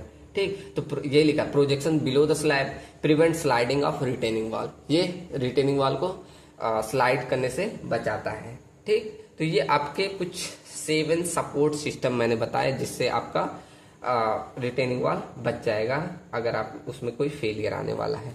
ठीक, चलो अब देखते हैं फेलियर्स इन रिटेनिंग वॉल, कौन कौन से प्रकार के फेलियर। मैंने पहले ही कई सारे इमेज दिखाए थे, तो वही सारे देखेंगे फेलियर्स। मेनली यहाँ 6 प्रकार के फेलियर मैं लिख के लाया हूँ, तो 6 देखते हैं कौन कौन से। और भी उसमें है टेम्परेचर के द्वारा, शायद मैंने नहीं लिखा था। हाँ देखो नहीं लिखा, जो नहीं लिखा उस इमेज में लिखा है वो भी देख के आप लिख देना, मन होगा। ठीक, चलो तो पहला देखो ओवर टर्निंग फेलियर। इसमें क्या, ओवर टर्निंग में आपका वॉल रोटेट कर जाएगा about 2 due to lateral earth pressure के द्वारा। ठीक, इसमें क्या हो जाता है, resisting movement is greater than overturning आएगा तब ये होगा हो जाएगा। ठीक, कौन, ओवर टर्निंग। इसके लिए हम क्या कर सकते हैं, फैक्टर ऑफ सेफ्टी अप्लाई कर सकते हैं। कैसे, resisting movement divided by overturning movement. इसमें फैक्टर ऑफ सेफ्टी की value greater than equal to 1.5 की होनी चाहिए, तब ये आपका ओवर टर्निंग नहीं आएगा। ठीक, चलो सेकंड देखते हैं स्लाइडिंग फेलियर। इसमें क्या करता है, wall moves horizontally due to earth pressure. इसमें अर्थ प्रेशर के कारण आपका रिटेनिंग वॉल क्या कर जाएगा, मूव कर जाएगा हॉरिजॉन्टली, तो इसमें भी फैक्टर ऑफ सेफ्टी लगा सकते हो। कैसे, resisting force divided by driving force. Resisting force को निकाल सकते हो कैसे, म्यू इंटू डब्ल्यू करके। ठीक, म्यू मतलब आपका कोफिशिएंट ऑफ फ्रिक्शन और डब्ल्यू क्या होता है, टोटल आपका वर्टिकल लोड। ठीक, इसको मल्टीप्लाई करके आप रजिस्टिंग फोर्स निकाल सकते हैं और ड्राइविंग फोर्स आपका दिया ही रहता है। ठीक, तो यहाँ से फैक्टर ऑफ सेफ्टी निकाल लोगे। क्वेश्चन आपको नहीं करना, इसमें क्वेश्चन मतलब नहीं देता, न्यूमेरिकल इस पे नहीं देता। ठीक, उसके बाद थर्ड आपका आता है बियरिंग कैपेसिटी फेलियर। तो मतलब आपकी soil below the fail due to excessive pressure cause the settlement या टिल्टिंग आपका आ जाएगा। ठीक, तो इसमें आपका सॉइल फेल कर जाएगा, तो इसके लिए आप मैक्सिमम और मिनिमम सॉइल की बियरिंग कैपेसिटी निकाल सकते हैं। जैसे W/B 1+6E/ कैपिटल बी, या मिनिमम आपको निकालना है तो W/B ब्रैकेट में 1 - 6E/B। अब इसमें W क्या है, टोटल लोड, B आपका है बेस विड्थ, E आपका इसेंट्रिसिटी है। ठीक, इसमें सेफ कंडीशन क्या होनी चाहिए, मैक्सिमम जो बियरिंग कैपेसिटी है वो कम होनी चाहिए, उससे ज्यादा आपका सेफ बियरिंग कैपेसिटी होनी चाहिए। ठीक, तब आपका वहां बियरिंग कैपेसिटी फेलियर आपका होता है स्ट्रक्चरल फेलियर। अब इसमें क्या होता है, स्टीम या हील या टो में क्रैक्स आ जाते हैं, किसके द्वारा, बेंडिंग स्ट्रेस के द्वारा। ठीक, इसमें आपने फार्मूला पढ़ा होगा, M/I = σ/y = E/r, तो उसके द्वारा ये फार्मूला निकल जाता है बेंडिंग स्ट्रेस का, जिसमें M बराबर बेंडिंग, Y बराबर distance from neutral axis, I बराबर मूवमेंट ऑफ एनर्सिया। ठीक, उसके द्वारा यहाँ स्ट्रक्चरल फेलियर को निकाल सकते हैं।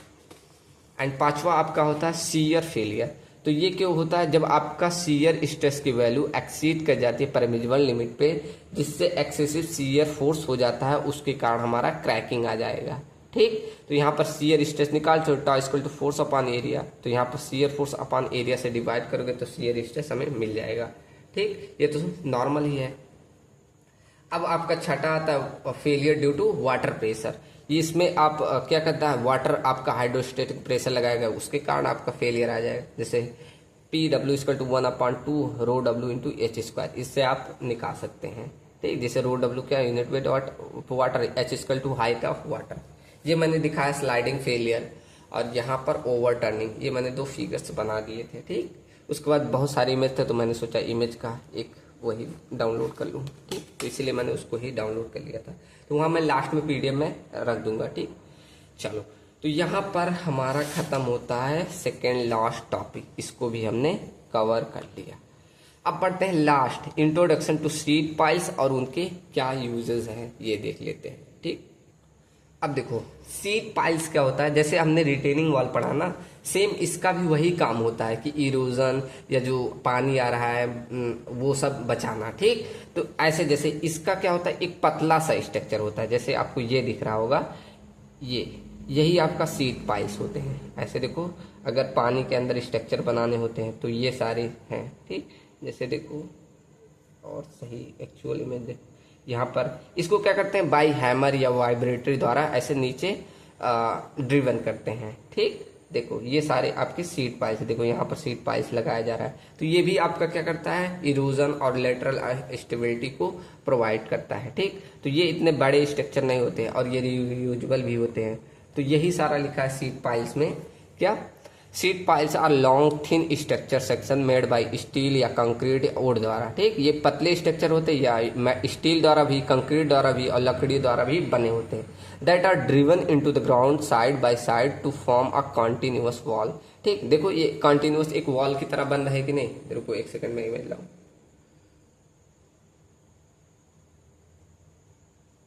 देखो यही करा ना, साइड बाय साइड हम इसको ऐसे कनेक्ट कर जाते हैं और एक ये वॉल की तरह दिखता है, तो वही कॉन्टिन्यूअस वॉल। अब देखो ये एक लंबा सा वॉल दिख रहा है कि नहीं, तो ऐसे ही लगेगा।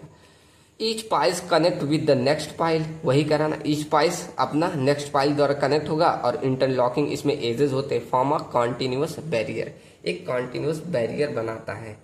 Sheet piles is act as a temporary supportive wall that been driven into a slope or excavation to support the soft soil collapse from the higher ground to lower ground। वही सब कह रहा है कि ये एक टेम्परेरी सपोर्टिव वॉल की तरह कार्य करता है, जो कि इसे हम ड्रिवन कर सकते हैं स्लोप पे या एक्सवेशन पे, जो कि सपोर्ट करता है सॉफ्ट सॉइल को कोलैप्स होने से और higher ground to lower ground में। ठीक, मतलब एक स्लोप में। ठीक, इन सभी से आपको सेफ्टी प्रोवाइड करेगा।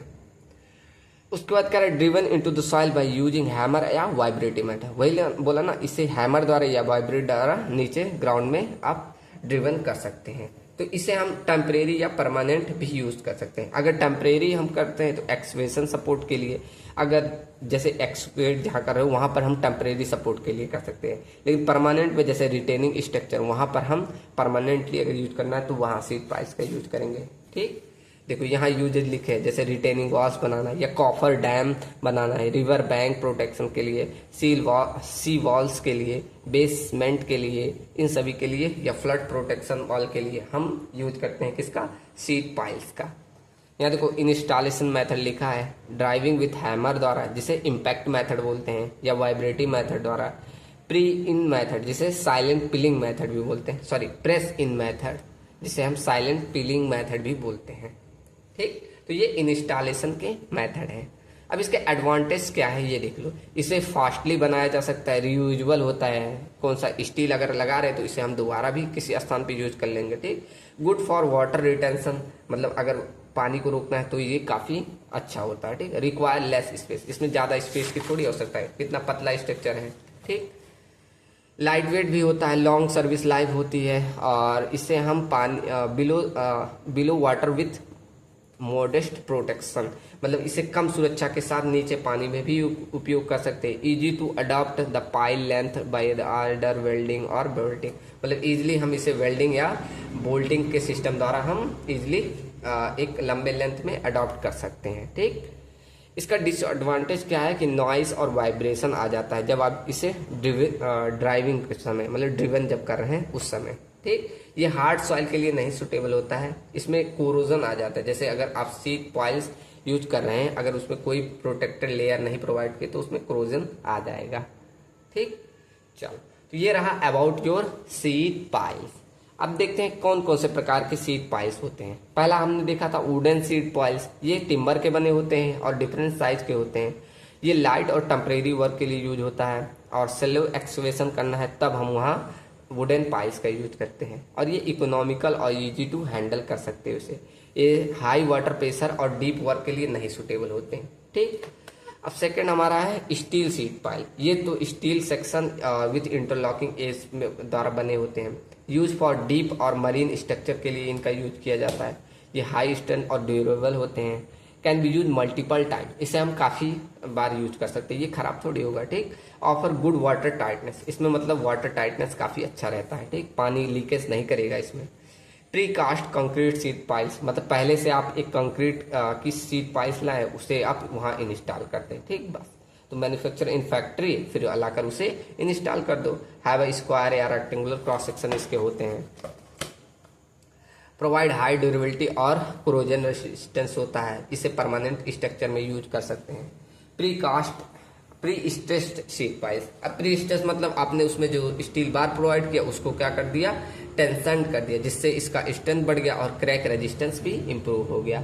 इसे हैवी अर्थ और वाटर प्रेशर में यूज किया जाता है। क्यों? क्योंकि इसका स्ट्रेंथ काफी ज्यादा होता है कंपेयर टू अदर के।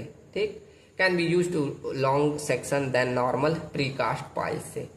कास्ट इन C2, अब पांचवा देख रहे हैं, cast in C2 concrete piles. अब इसे क्या करते हैं, साइड पे तुरंत के तुरंत बना रहे हैं। ठीक, तो देखो, construct directly at the side in the ground where driving piles in difficult, जहां पर ड्राइविंग करना हमें डिफिकल्ट होता है वहां पर हम इसे यूज करते हैं। सुटेबल फॉर परमानेंट वर्क के लिए, रिक्वायर मोर टाइम, और इसमें प्रॉपर क्यूरिंग की भी आपकी आवश्यकता पड़ती है। ठीक, चलो उसके बाद कंपोजिट शीट पाइल्स, मतलब इसमें दो मटेरियल या स्टील और कंक्रीट या वुड या इससे दो मटेरियल का यूज करके बनाओ तो उसे कंपोजिट शीट पाइल बोलेंगे। Design to improve strength and durability, इसे इसलिए डिजाइन किया गया, क्यों? इससे स्ट्रेंथ और ड्यूरेबिलिटी हमारी बढ़ जाएगी। ठीक, तो provide better performance than single material से, ये अच्छा परफॉर्मेंस देता है और ये कॉस्टली और कॉम्प्लेक्स भी होता है। ठीक, अब देखो कैसे कंस्ट्रक्ट करोगे एक शीट पाइल को, तो ये मतलब वही सारा है कि आप साइड पे कैसे शीट पाइल्स को बनाएंगे। तो पहले साइड का प्रिपरेशन कर लो, क्लियर कर लो, एरिया लेवल ग्राउंड बना लो, अलाइनमेंट, पोजीशन, लाइन मार्किंग, ये सब कर लेना। ठीक, वही सारे स्टेप्स हैं। उसके बाद pitching of the sheet pile. First sheet pile is lifted and place in the position kept in vertically, मतलब एक अच्छा जैसा करना वहां पर पिचिंग कर दीजिए। फिर ड्रिवन करेंगे शीट पाइल्स को, कैसे? बाय यूजिंग ड्रॉप हैमर या वाइब्रेटरी द्वारा। फिर ड्राइविंग कंटिन्यूअस, जब तक हमें रिक्वायर्ड, जब तक हम ना पहुंच जाए तब तक हमें करना है। फिर इंटरलॉकिंग, आप एक हो गया, फिर ऐसे बगल में दूसरा प्रोवाइड करके एक दूसरे से इंटरलॉक कर देंगे, जिससे एक कंटिन्यूअस हमारा वॉल बन जाएगा, वाटर टाइट, जिससे कंटिन्यूअस एंड वाटर टाइट एक वॉल का निर्माण हो जाएगा। ठीक, फिर अलाइनमेंट एंड लेवल चेकिंग कर लेंगे। ठीक, उसका मतलब सही अलाइनमेंट है कि नहीं, लेवल ऐसा नहीं तो टेढ़ा मेढ़ा है। ठीक, वो सब हम चेक कर लेंगे। ठीक, चलो अब देखते हैं, एक आपके एग्जाम में काफी बार पूछा गया कि difference in sheet piles and retaining wall, क्या क्या डिफरेंस होते हैं। तो यहाँ काफी मैंने लिख दिया है, 10-11 पॉइंट लिखे हैं, सब देख लेते हैं। जैसे शीट पाइल्स क्या, ये थिन स्ट्रक्चर होते हैं, लेकिन रिटेनिंग वॉल्स क्या होते हैं, ये थिक होते हैं, और ये स्टील, वुड और कंक्रीट के बने होते हैं। लेकिन रिटेनिंग वॉल आपका मेनली कंक्रीट, RCC और मैसनरी के बने होते हैं, स्टील के नहीं बने होते हैं। इंस्टॉल कर सकते हैं इसे by driving into the soil, मतलब ड्रिवन द्वारा, बाय हैमर, वाइब्रेटरी, इसके द्वारा, लेकिन इसे हम वहीं साइड पे रिटेनिंग वॉल को बनाना होता है। सुटेबल फॉर सॉफ्ट सॉइल, इसे सॉफ्ट टू हार्ड सब सॉइल के लिए सुटेबल होता है। Use for temporary work and permanent work, इसे दोनों के लिए, लेकिन इससे हम रिटेनिंग वॉल बनाते हैं तो परमानेंट वर्क के लिए बनाते हैं। इसमें कम स्पेस की आवश्यकता है, इसमें ज्यादा स्पेस चाहिए। इसमें कंस्ट्रक्शन काफी जल्दी हो जाता है, इसमें स्लो रहता है। कैन बी यूज रीयूज, जैसे स्टील पाइल्स है तो इसे हम दोबारा भी यूज कर सकते हैं, लेकिन रिटेनिंग वॉल एक बार यूज हो, एक बार बन गया तो दोबारा थोड़ी, काफी सालों तक चलेगा, लेकिन कोई मटेरियल ऐसे नहीं दूसरे स्थान पे शीट पाइल को उठाकर लेके चले गए, ऐसा नहीं होता ना। इंस्टॉलेशन का नॉइस एंड वाइब्रेशन, जब आप इसे इंस्टॉल करोगे तब क्या नॉइस और वाइब्रेशन होता है, इसमें किसी प्रकार की नॉइस वाइब्रेशन नहीं होती जब आप इसे कंस्ट्रक्ट कर रहे हो। ठीक, रिक्वायर स्पेशल इक्विपमेंट, इसमें स्पेशल इक्विपमेंट की आवश्यकता होती है, और इसका यूज नॉर्मल कंस्ट्रक्शन टूल्स में, मतलब इसमें काफ़ी नॉर्मल कंस्ट्रक्शन टूल का यूज होता है। इसमें लेस मटेरियल की रिक्वायर्ड होती है, लेकिन रिटेनिंग वाले में आपमें ज़्यादा मटेरियल की आवश्यकता पड़ती है। ठीक, तो ये रहा आपका यूनिट नंबर 4। अब हमारा सिर्फ एक यूनिट बचा, उसके बाद हमारा जब आएगा ये 5वें यूनिट खत्म हो जाएगा, तब एक लेक्चर और आएगा, वो क्या रहेगा, न्यूमेरिकल। ठीक, चलो तो मिलते हैं नेक्स्ट वीडियो आपकी यूनिट 5 के साथ। कैसी लगी लेक्चर कमेंट में जरूर बताइएगा, और मिलते हैं नेक्स्ट वीडियो में। Thanks for watching, thank you.